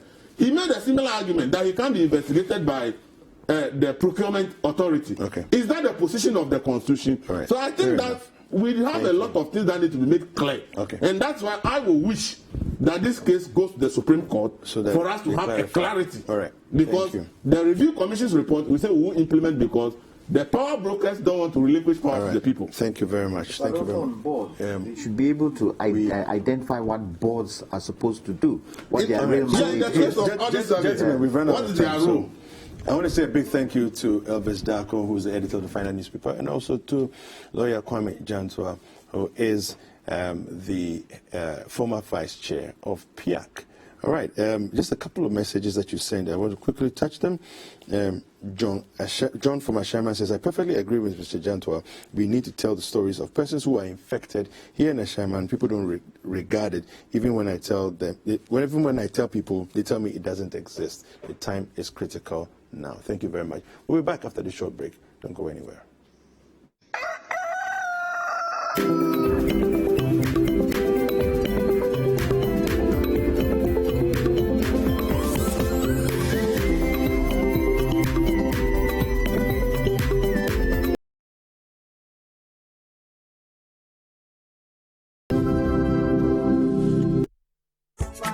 Do you know that the Electoral Commission is undertaking the compilation of a new voters registered this year, so we will register again? Every Ghanaian citizen of 18 years and above and of sound mind, ordinarily resident in an electoral area, is eligible to register. What steps will be taken to ensure the safety of the applicants? Every applicant must wear a face mask before entering the registration center. No face mask, no entry. You will wash your hands with soap under running water. Your temperature will be checked, while you maintain a minimum distance of 1 meter while in the queue. Your finger will be checked for an electoral stain to know if you've already registered before being sanitized. Your data will be captured on Form 1A. You will provide the officer with your residential address, a GPS address, your hometown address, your town and district, as well as the full names of your parents, dead or alive. Then you will be sent to the data entry clerk. The clerk will sanitize the scanner before capturing your fingerprints. He will then type your details into the biometric system, take your picture, and print the Form 1C and give it to you with the Form 1A. You will thumbprint the Form 1A in front of the laminating clerk. Then the clerk will cut out the card parts of the Form 1C. Then laminate your new voter's ID card for you.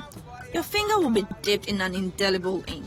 Hand sanitizers will be provided before you leave the registration center. When are you going to register? Daddy, I registered during the last electoral exercise, so I won't register again. Oh, don't you know that this is a total replacement of the old voters register?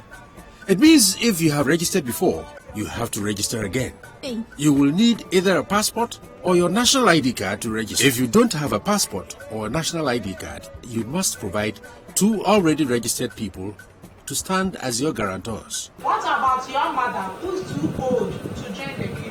Vulnerable, persons with disability, older adults, pregnant and lactating mothers are not left out. Download the Voters Registration Form 1A from the Electoral Commission website www.ec.gov.gh.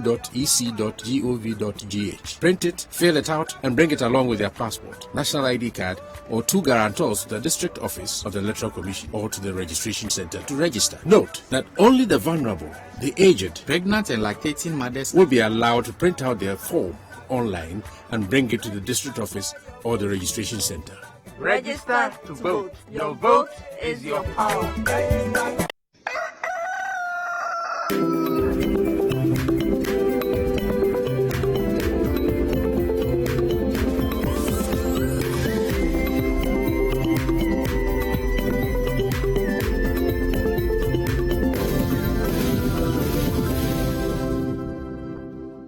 Welcome back. It's Breakfast Daily on City TV. Thank you so much for staying with us. Now we're going to be talking about you, your calories, your health. How important is it to pay attention to the kinds of things you eat and the caloric intake that you put into your body. I have your favorite nutritionist, Akosia Konedu Yadom, here with us throughout the conversation. If you have any questions for her, let us know with the hashtag Breakfast Daily, and the WhatsApp line is 0550-585832. If you're outside Ghana and you still have questions, just use the country code +233. Good morning, Akosia. Good morning, Dzifa. How are you? I'm fine. You look beautiful. You look beautiful too. Thank you so much for being with us. Yes. Now, calories. First of all, what is calories? Okay, or so what are calories? Okay, so they are the energy you get, and then it's something we use in nutrition to calculate what you are putting in as far as food is concerned. So food calories basically has to do with what you get or the energy you are getting from eating a particular food. And how important is that for your body? Okay, so we need to make sure that, yes, we are conscious about our body as far as calories are concerned, because my body is different from your body. And so how do I even know that this is what my body is supposed to get? This is what your body is supposed to get. Obviously, Dzifa, you are bigger than I am.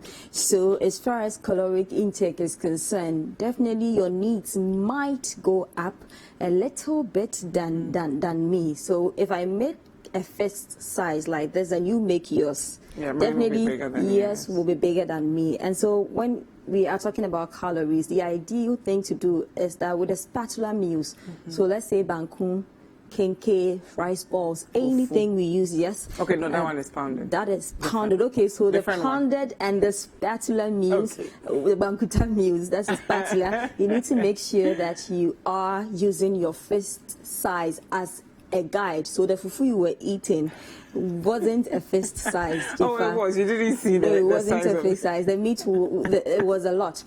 But you need to make sure that you are being guided by this. What it means is that this is just what my body will need as far as that kinke is concerned. And there is a reason why you need to add A, B, C as far as some small vegetables, avocado salad, yes, on the side, because kinke, pepper, fish, it's not enough. There's something missing. And so, yes, you bringing all these together will help us achieve your body's need as far as caloric intake is concerned. And it should be spread on a 24-hour dietary record. So that has to do with your breakfast, your AM snack, or what people will call brunch, and then your lunch, then your PM snack, and then your supper. So by the time you are done with breakfast, snack, lunch, snack, supper, you should have been able to satisfy your daily need for calories. And so for a woman who wants to maintain, you will need 2,000 calories per day to maintain. And then for a woman who wants to shed weight or lose weight, you need 1,500 calories to lose 1 pound. That is equivalent to 0.454, or let's say 0.5 a week. That's so if you are, kilograms. that's for kilograms. That is 1 pound is equivalent to 0.454. Let's say 0.5 kilograms. And so in a month, if you are a woman who wants to lose weight, that is what you should be targeting. In a day, I have to spread my breakfast, my lunch, my supper, including my 2 snacks on this 1,500. And if I just want to maintain, I don't want to lose weight for anything, I would want to just maintain. So I need 2,000 calories, and it should be spread. It should correspond with what we mentioned as far as breakfast, lunch, supper, and your 2 snacks are concerned. For men, if you're a man who wants to maintain, you need 2,500 calories per day. And if you're a man who wants to lose weight, you would also need 2,000. Why is it higher? Because obviously men will need a lot more as compared to us women. They are more masculine, they are more bigger in a sense than we women. So basically that, but we have that for children, we have that. So the age there is a spread as far as the life cycle is concerned. So where you fall will determine the calories you will need, and we have them. So I know that as the conversation progresses, maybe your questions will bring them up. Okay, so we'll show them as we go. Yeah. How important is it for us to even know the maximum calorie intake each day so that we are guided when we go out there to eat? Okay, so whatever you are eating will have a way to affect your health. Okay, Akosia, how are you able to stay like this? It just doesn't happen. In as much as genetics has a role to play, my father looks this way, my mom is that big, but I look this way because of my father. There is somebody who is also not lucky because per his or her genetics, something else has happened to the person, and the person looks a certain way too. So depending on your body, we've spoken extensively about body types or body needs. I think this segment, if you really have been following, you really will kind of flow with every conversation that comes up, and you can pick certain information even from previous conversations. Your body and its needs, it's important for you to know that, okay, I'm a man first, I am a woman.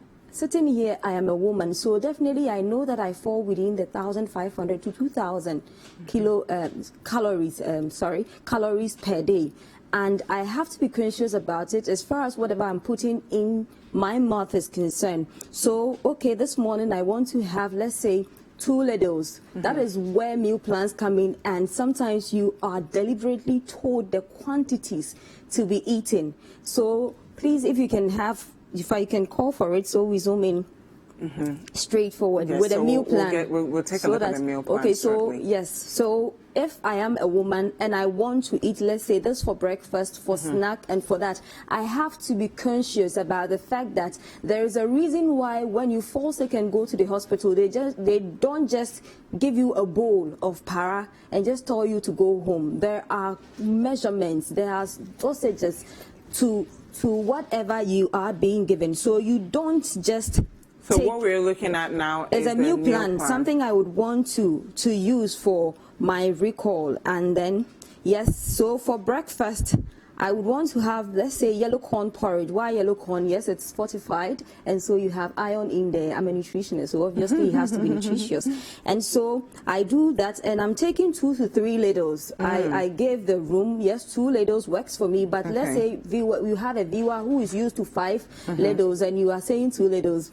This person might difficult. Go. So ideally, that's what I would want to have. And then for sugar, I will do 2 cubes. Okay. And then for milk, 40 ml is ideal for every healthy individual or normal individual. But for some people, it's like, oh, it's not enough, so I would want a little bit more of milk added to it. That's why I've given 40 to 60. But if you can stick with the 40, which is equivalent to 4 tablespoonfuls, it works perfectly. Then I would do 2 slices of toasted wholemeal bread and then 1 cube of cheese, because it's a wholemeal bread, especially if it's wheat bread. It's normally dry, and so kind of bland. So it's difficult for some people to kind of have it.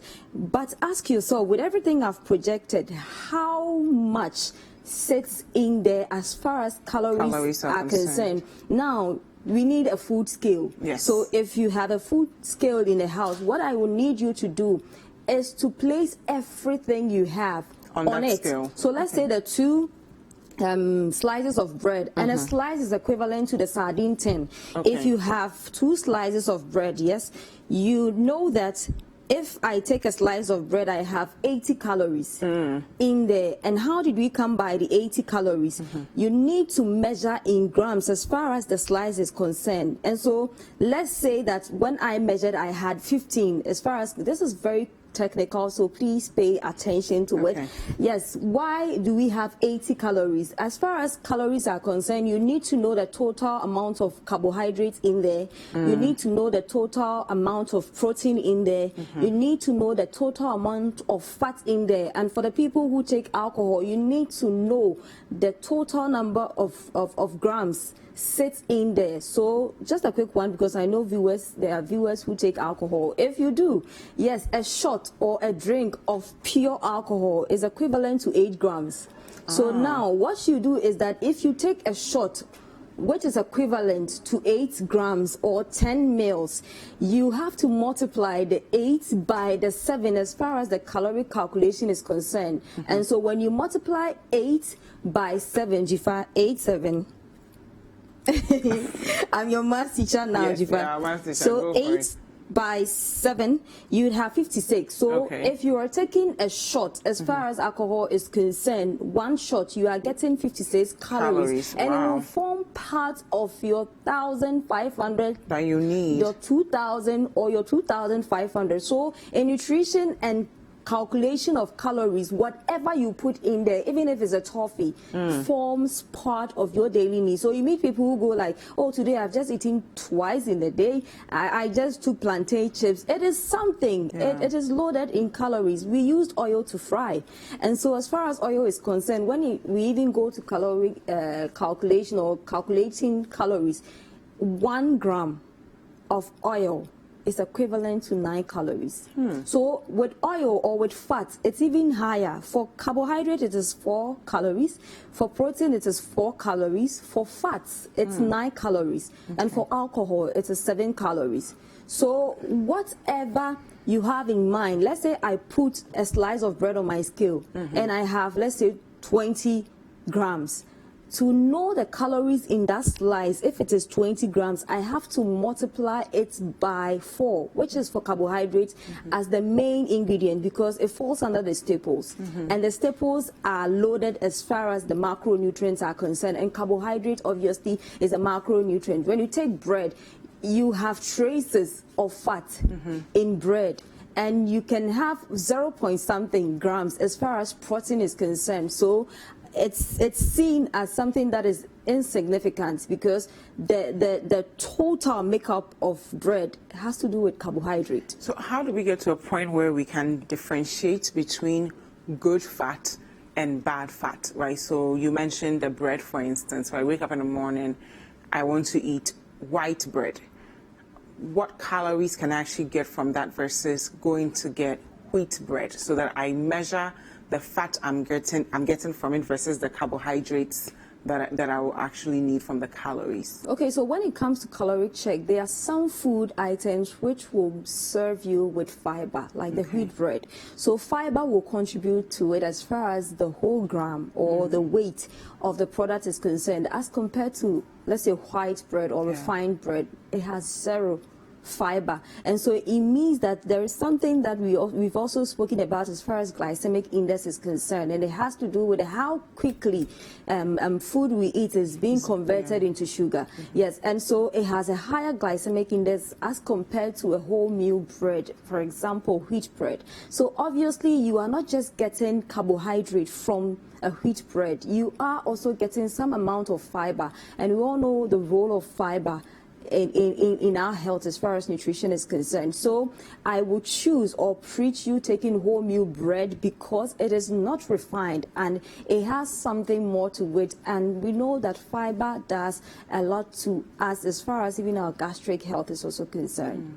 So let's also look at when we go out to buy, groceries for lunch. We've talked about bread for breakfast, but lunch, a lot of us will say, oh, I want perfumed rice, without looking at the label to see what's the nutrients I'm getting from that. Is it just all fat and perfume that I'm putting in my body, and how will that affect me, versus saying, maybe let me get parboiled rice, let me get fonio, let me get something that will actually help me? How important is it for us to pay attention to the labels?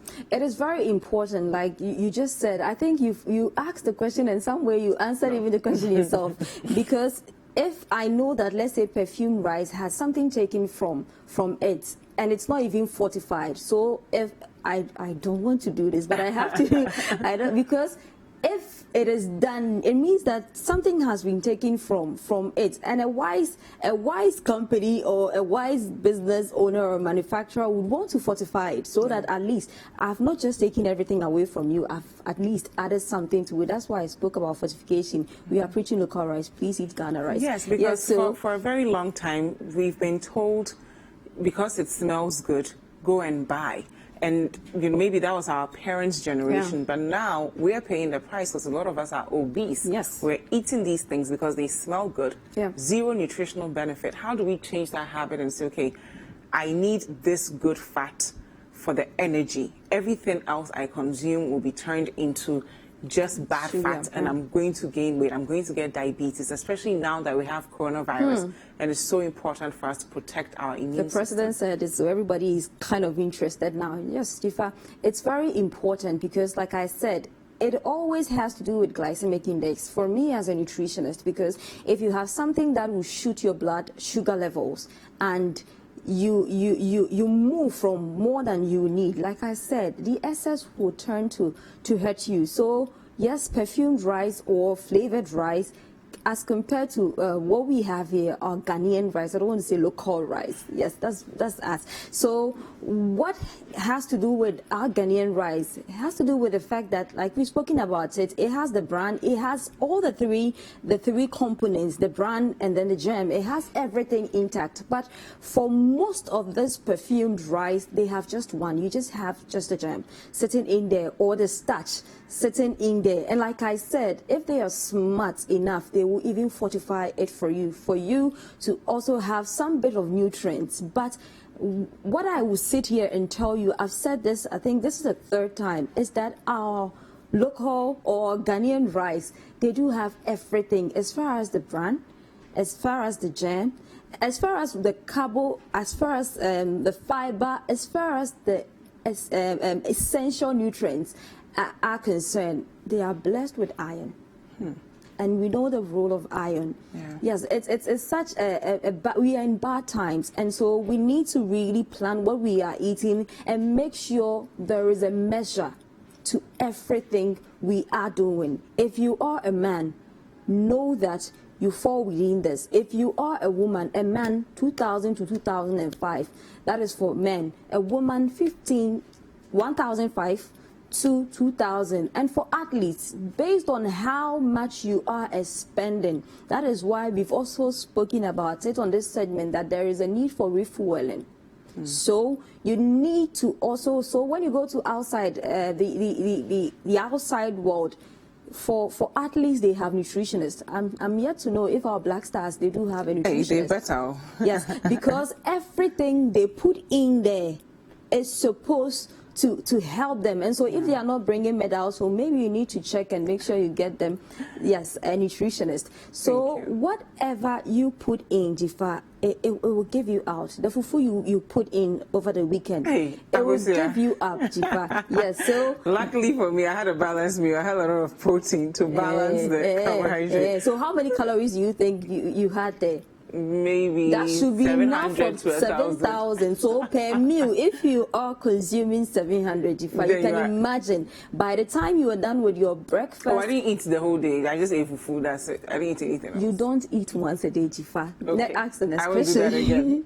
For those of us who don't know how to calculate our calories and everything else, where do we contact you to help us? Okay, so on Instagram, at the Nutritionist Akosia, on Facebook, Twitter, LinkedIn, Nutritionist Akosia, and then you can reach me on 0243 350206. Thank you very much, Akosia Ametam, for being with us. She's a state-registered nutritionist, and as she said, you have to pay attention to the kinds of things you put into your body. It is very, very important.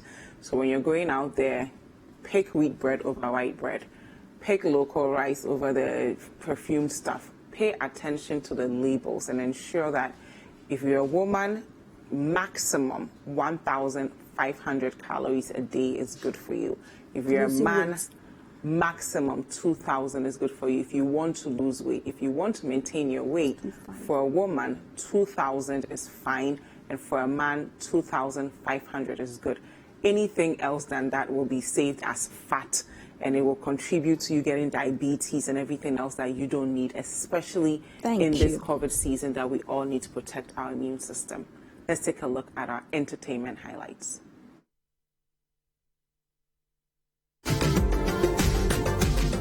Welcome to Entertainment Highlights on Breakfast Daily. My name is Akua. American rapper Kanye West has announced his intentions to run for president of the United States barely few months to elections. Although it's not the first time he spoke about wanting to be in the White House, he made it clear on July 4, 2020, as America marked independence, that he is vying for the seat of the president in this election year.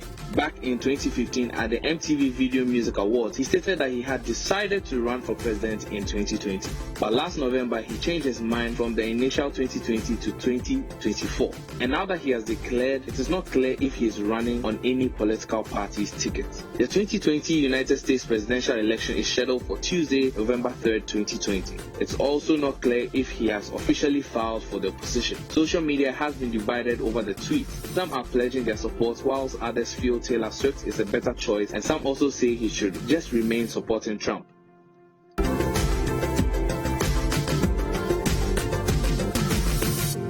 Ghanaian highlife musician Kwaku has threatened to sue fellow musicians Kontihene.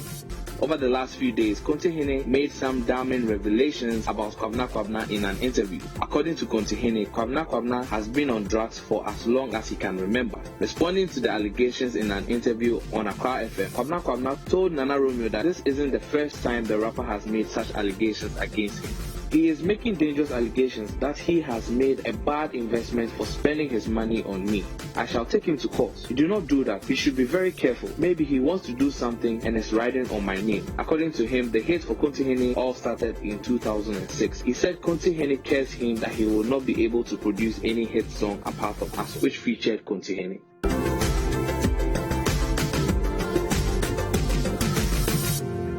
Frank Osei, popularly known in the entertainment circles as the Free Wuta, tied a knot with his longtime girlfriend in an amazing ceremony which sees him permanently off the bachelor's market. The award-winning musician formerly of the Wuta group walked down the aisle with his pretty queen this weekend. The wedding ceremony was attended by family, friends, and some colleagues in the entertainment industry. And that's all for Entertainment Highlights on Breakfast Daily. My name is Akua.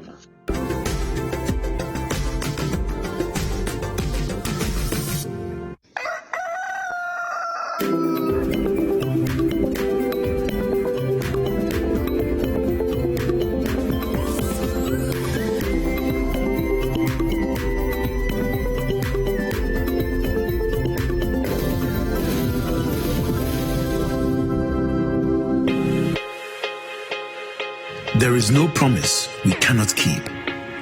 There is no commitment we cannot honor. There is no delivery we cannot guarantee. There is only one Bethel Logistics Company Limited, a licensed international freight forwarding and clearing agent, a trusted global brand with an extensive network for the movement of air freight and ocean freight worldwide. We are the trusted name for road freight into Western and Northern Africa. We are fully accredited by Ghana Customs and Excise. We cater for all your freight forwarding, customs clearing and forwarding, cross trades, inland transportation, internal cargo tracking systems, customer freight costing and consultancy, cold chain logistics management, logistics and warehousing, quality inspection, and much more. In Accra, Tema, and Takrady, we are always available to ensure easy movement of cargo countrywide. Call us on 0204 528 900 or 0244 707 859. Email info@bethellogistics.com. Locate us in Accra at North Ridge, adjacent Accra Girls High School, or in Tema at Community 4, or in Takrady on the second floor of the GCB building. Website bethellogistics.com. Bethelog, experts in shipping logistics.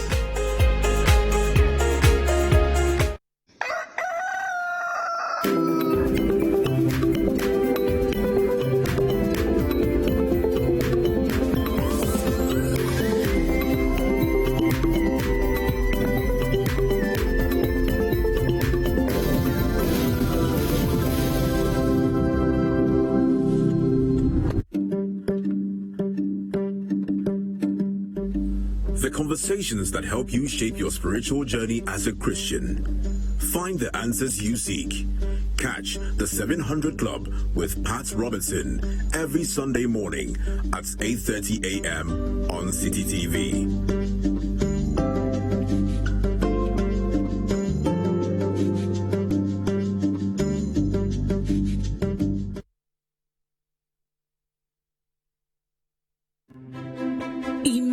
if you can get all the understanding on some of the difficult subjects you struggle with in school. As a student, do you feel dissatisfied with how hard it is to figure out the subjects you're learning? Or as a parent or guardian, do you worry that your child is struggling to understand some of the subjects in school? Well, now you don't need to sign up for extra lessons or tutors. Simply tune in to Class Act, Mondays to Thursdays at 5:30 p.m. on City TV. Class Act is a show that seeks to enable senior high school students gain a much better understanding of what they learn in school. All you need is a TV, a chair, your notebook, and your pen. Get clarity on subjects such as maths, English, IT, and science. Class Act airs every Monday to Thursday at 5:30 p.m. on City TV on DSTV channel 363 and GoTV channel 182. Don't forget your pens, pencils, and your notebooks and tune in to Class Act, only on City TV.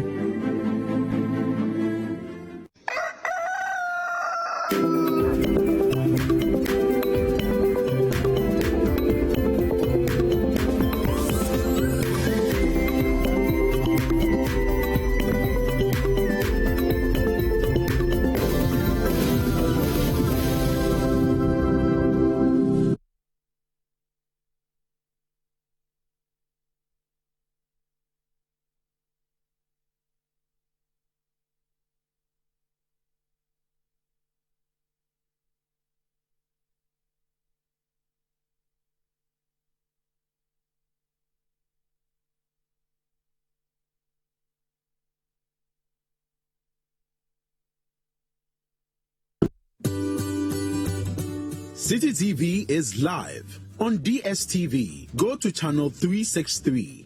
On GoTV, access City TV on channel 182. On a digital TV, please press the menu button on the remote control and run a news search on your TV. Take note that without an antenna, you cannot access City TV on your television. City TV can be accessed on a free-to-air digital box like the GoTV and StarTimes box. City TV, it's your world.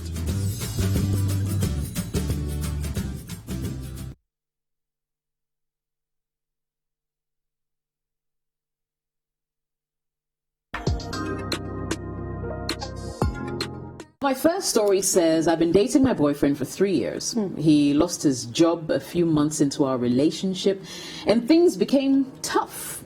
I have been super supportive in all ways that I can, from providing him with clothing, with food, supporting him emotionally. However, I must confess that the first 3 months of our relationship was like heaven on earth. I mean, I was getting everything I ever wanted in a relationship and in a man till the unfortunate happened. He's been job hunting for close to 3 years to no avail. My problem now is I'm not getting any younger. I'll be turning 30 soon, and I'm starting to feel the pressure from my family to get married. My boyfriend talks about marriage and how he wants to build a home with me. The problem is he doesn't have the means right now. I wholeheartedly love this man, but I don't know how long I have to wait for his breakthrough. This has been stressing me out, honestly. I recently gave him a 2-month ultimatum to step up his game. That is, he gets a job or a small business running for him, or risk losing me. I felt so guilty after telling him that. I fear he may do something he shouldn't because of my demand. Do you think I did the right thing? I really need your advice. No man wants to be there and just there and not provide for his family. I mean, it's their pride to be able to say, oh, I've got this, I've got my family sorted out. When you are in a relationship, no matter the circumstance, I think it's bad to give ultimatums. Typically, a man is uncomfortable with a woman providing for him. Typically.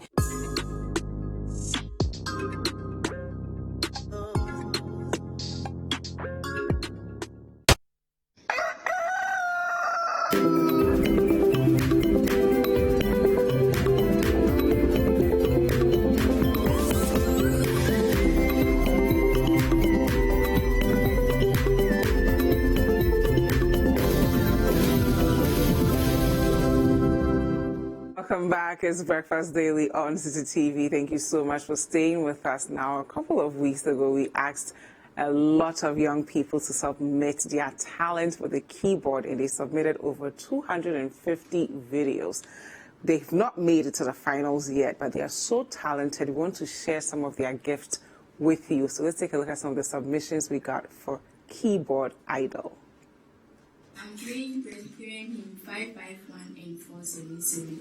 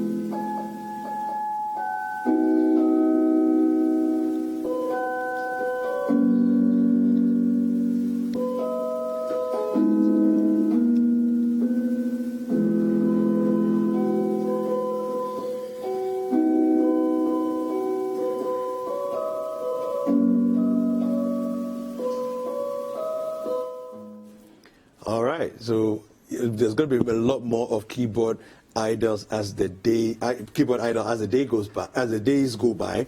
But right now, I want to get into the cooking segment and have a conversation about guacamole.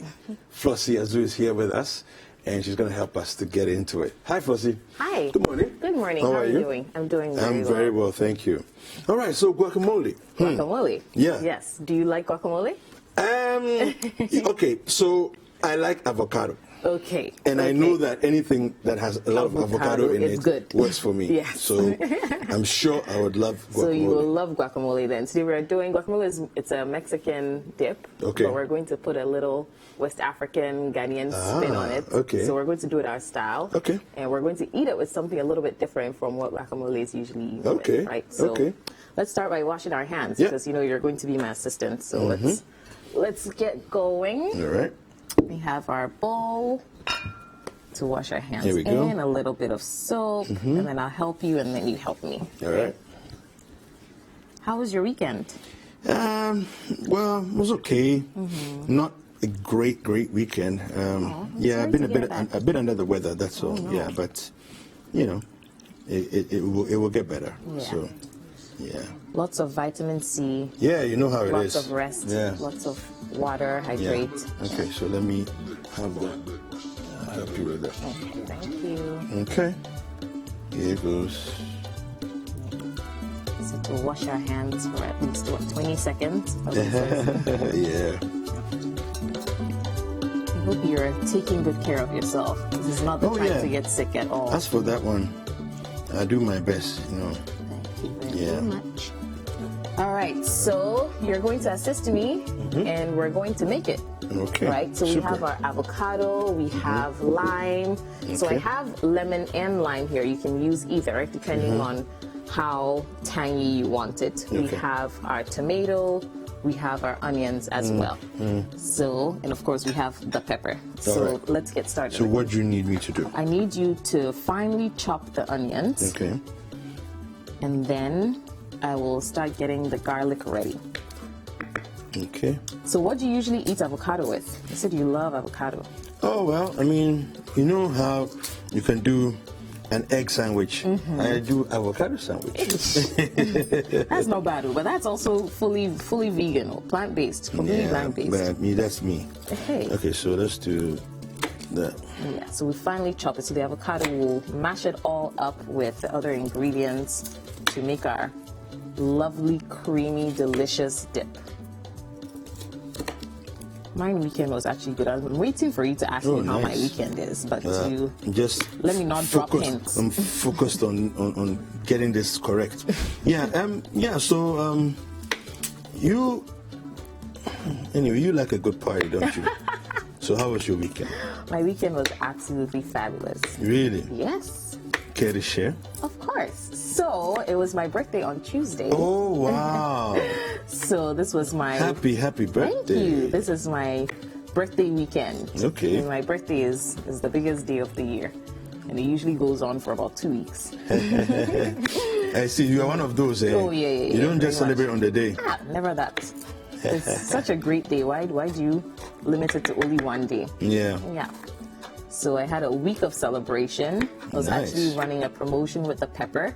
Okay. So everyone who bought a jar of pepper or a couple jars of pepper during my birthday week got 5 CDs off. Got a 5 CD discount. Okay. Yeah. Wow. Yes. And I'm having another promotion. Again? Again. It's my birthday. Everybody has to celebrate. Right? That's nice. What are you giving away this time? I'm giving away a free jar of pepper. Oh, wow. Yes. Okay, so what do I have to do to qualify? You need to follow me on Instagram at the pepper_. You need to follow. Which I already do. Very good. See, you're very advanced in this life. So I followed you. How do I win? Okay, so you also need to follow my partner, Polygath Chick. She's the one who makes most of the awesome outfits that I wear. Okay. Yes. And then you need to comment under the picture where we had our Instagram live. The picture that's announcing the Instagram live that we had on Saturday, talking about the pepper story, talking about the journey to entrepreneurship. Okay. Interesting. And you have to guess. So now, if you've been watching the City Breakfast Daily, you have seen me on Breakfast Daily many times. So you would know the answer to this question. Which one is my favorite flavor of the pepper? Which one? Kunu. Hey, we will see. We will see.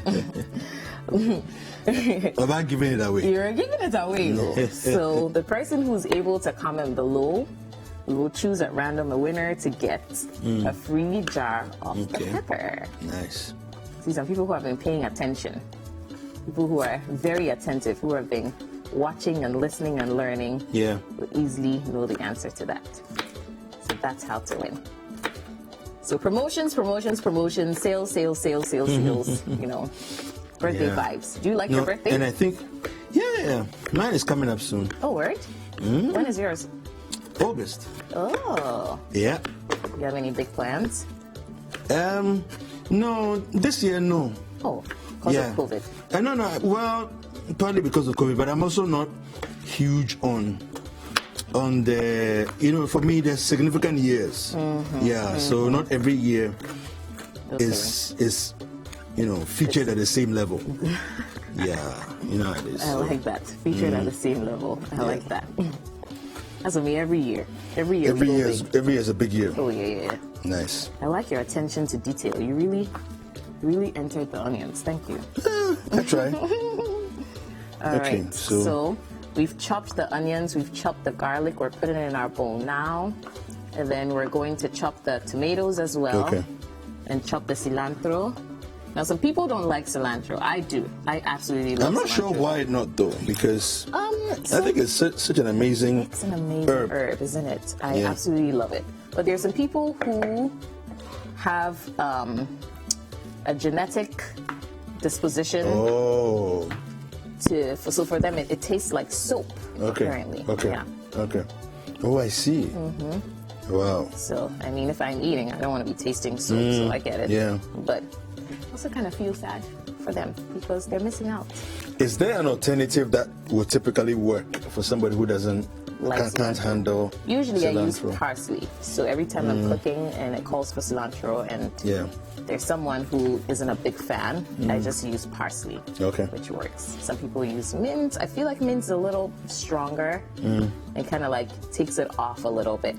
Parsley gives it more of like a Mediterranean-ish vibe to it, which is not exactly the South American or the Latin American that you go for, but it's still both flavors, Now, cilantro is the same as celery, right? No, cilantro is the same as coriander. It's a coriander rather. Okay. All right, so I'm also finally chopping the tomatoes here. My sous chef is taking a little break and asking me all the questions. So if I'm not prying, you're saying that this year is not a milestone birth year? Yeah. Milestone is a couple of years away, so we're just waiting for it. So we're waiting for it. Yeah. So which milestone are we waiting for? No big announcements. No, not yet. Oh, you don't want to share? I'm not falling for it. No. But what if we want to prepare? We want to prepare for the milestone. Listen, I'll give you enough time to prepare. Don't worry, but not today. Guy. Okay, we'll be patient. We'll be patient then. So we had one small onion. We had about 3 sections of garlic, all finely chopped. Now I'm chopping the cilantro as well. Also really fine. You don't mind cilantro, we have enough tomatoes already? Yeah, I think so. I mean, if you want a little juicier, you can add more tomato. Okay, that's why. Because I'll be putting in the pepper. So we're using Kwaku green. Oh, yeah, nice. That's this one here. Yep. Kwaku green. And also, the pepper is available at Tatale Restaurant now. Okay. So where's that? That's in Osu. Okay. Yeah, it's a new restaurant that has amazing plant-based food. All right, so let's see. Do you want to do the honor? Just cut it in half and let's scoop out all the goodness from it, and then I'll start mashing. I have a key lime. I also have a lemon here, but I'm going to use the key lime because I feel like the key limes have a little bit more tang to it, and that's what I like. So I'm just going to deseed them and then squeeze. So key limes are not as juicy as lemons, but I find that their juice has a lot more kick to it than the lemons, making sure that the seeds are not falling in there. Wow, look at you, meticulous and stuff. I like that. Okay, so this one. Right.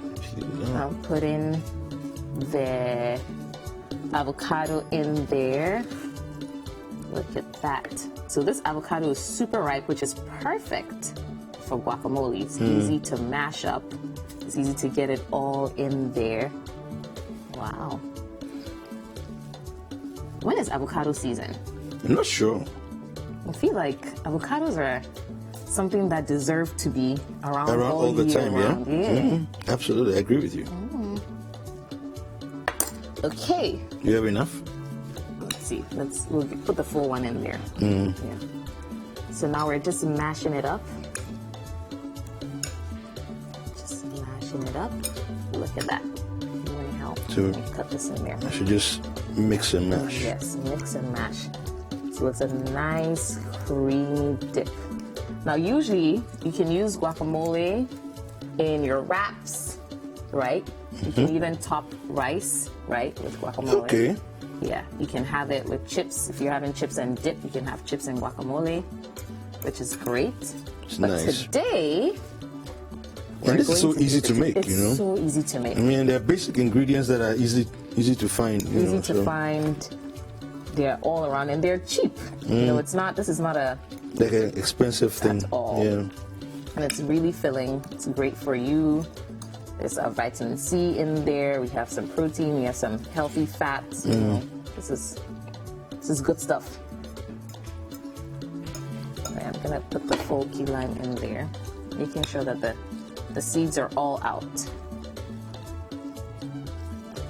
Yeah, you don't want to be biting into lime seeds. That would just spoil the whole vibe. Can you imagine date night, Pam? Yeah, actually. You're making guacamole and the chicken's there, and then she bites into the. Bite into some lime seed. No. We're using Kwaku green. Okay.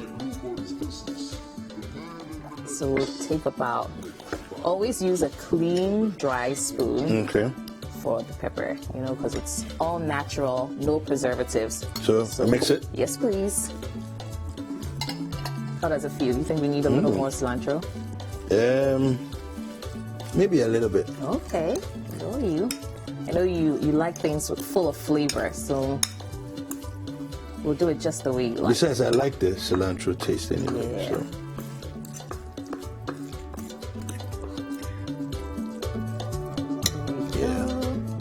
So. All right. Are you ready? I'm ready. All right. Okay. Do you know what this is? Kosi. Yes. So instead of chips, we're eating it with kosi. All right. Nice. So, be my guest. You want to give it a shot? Yeah, why not? Right. Let's do this. Well, that's the beard I was missing. Yeah, so it's exciting. I'm going to dive into it. Is this your first bite of food today? Yeah. Lucky you. Okay, so and what do I do? So you can either dip or you scoop. Let me just scoop a little, put it on there for you. Wow, look at that, look at that, look at that, look at that, look at that. A new reason to buy kosi every morning. Breakfast of champions.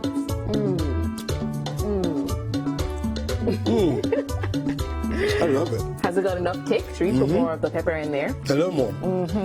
Yes, sir. I know that you like it. You like it bold. Wow, look at that. Now, have you ever had a kosi sandwich before? Kosi in bread. Kosi in bread. Yeah. So kosi, then you put the guacamole to the side and you know, put this inside the bread to go. Rough.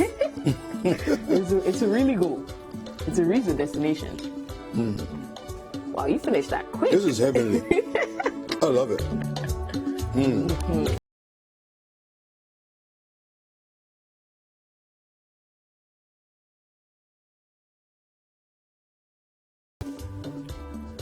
It's really good. It is.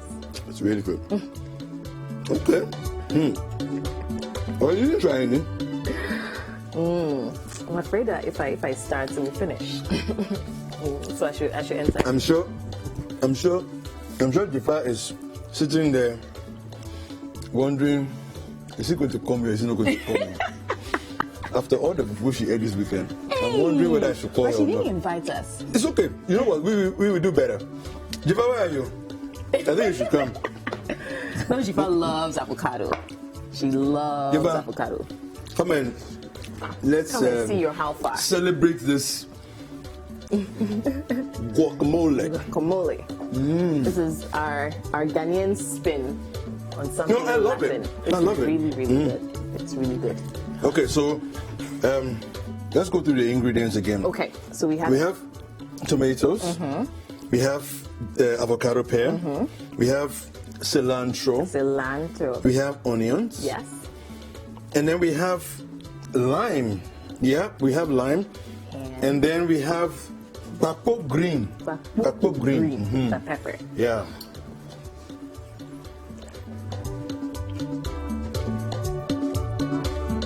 All right. Super. So you see Kwaku green over there? Yeah. And we have the pepper. Purple green pepper. You got to tell me the deal again, but I got to taste mine. I will miss this for you. Anytime I hear Flossie's coming, I'm like, yes. I get to eat good food. Okay, Flossie, please All do right, the deal. go ahead. Okay, so I'll take one. One kose. And kose is all protein. All so I'm protein. adding all my plant-based veggies in here. Yeah. Ooh.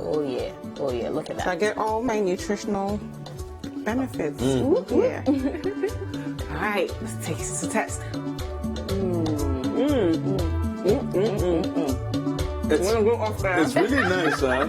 Enjoy it. Go ahead and enjoy. Next time, invite us to the fufu party.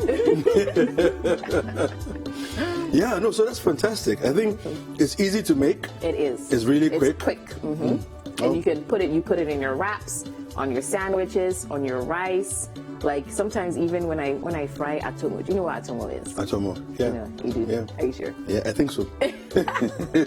Okay, you are shy. Just fried sweet potato. Yeah. And you can scoop some guacamole. And you can adjust for spiciness, adjust for tanginess. Yeah. And if you don't like cilantro, you can always use parsley. Yeah. Yeah. Or even spring onions, right? Okay. So it gives you the different flavors of onion in there as well. Okay, super.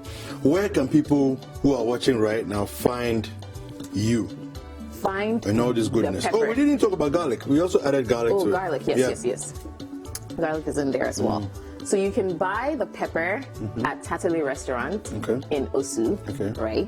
Once you go to Tatale Restaurant, you can try their food, or you can just swing by, grab a couple of jars of the pepper, and you're good. You can also get a free jar of pepper if you follow me on Instagram at _the_pepper_, and you comment under my picture which of the pepper flavors is my personal favorite. Okay. Favorite. And you stand a chance to win a free jar of pepper. So follow me on Instagram, go to Tatale Restaurant, and you can always get the pepper. Where can people follow you on Instagram or? Yes, so you can follow me on Instagram, Yeah. right? You can also find the pepper at myjara.com. Myjara.com. Yes. Okay, super.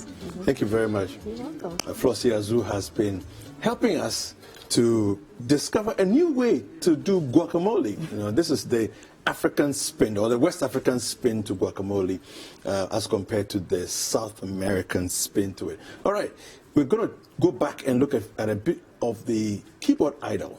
Let's take a look.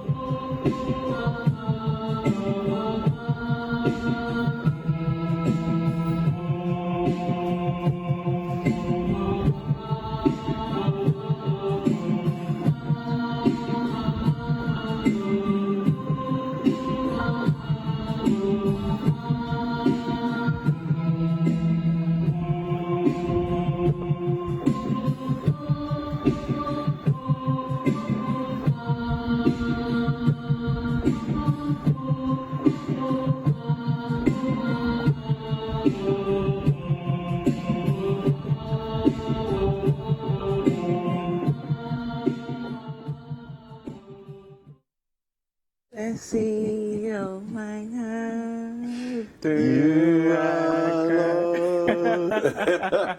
Thank you guys so much for joining us. I mean, every single video I see, I'm like, I feel bad for this judge. It's going to be difficult to really actually tough, get the top 100. Really We're going to get tough. to 20 and 10. Yeah. No, but it's going to be exciting. So keep watching. Keyboard Idol will be giving you more updates as time goes by as well. And thank you very much for watching the show today. Any segments of the show that you may have missed, kindly go over to our YouTube page, CityTube. That's where you can find all the segments nicely packaged for you. Like, comment, and share with your friends. And a big, big, big happy birthday to the 2 M's we have at City TV and City FM. Melissa Awad and Maggie Williams. We love you both so much. And we hope you enjoyed this day to the fullest. Lunch is on you. And also, Flossie said it was her birthday on Tuesday. Oh, yes. Belated happy birthday to Flossie. She's amazing. Go follow her page, The Pepper. Buy some pepper for your people. She's awesome. And she has really great tips on her page as well for those of you who are trying to get into the vegan world. It's really healthy and delicious. Absolutely. My name is Dzifa Ametam. And I'm David Kwaku. Enjoy your day. We'll see you at 7:30 tomorrow. Take care. Bye.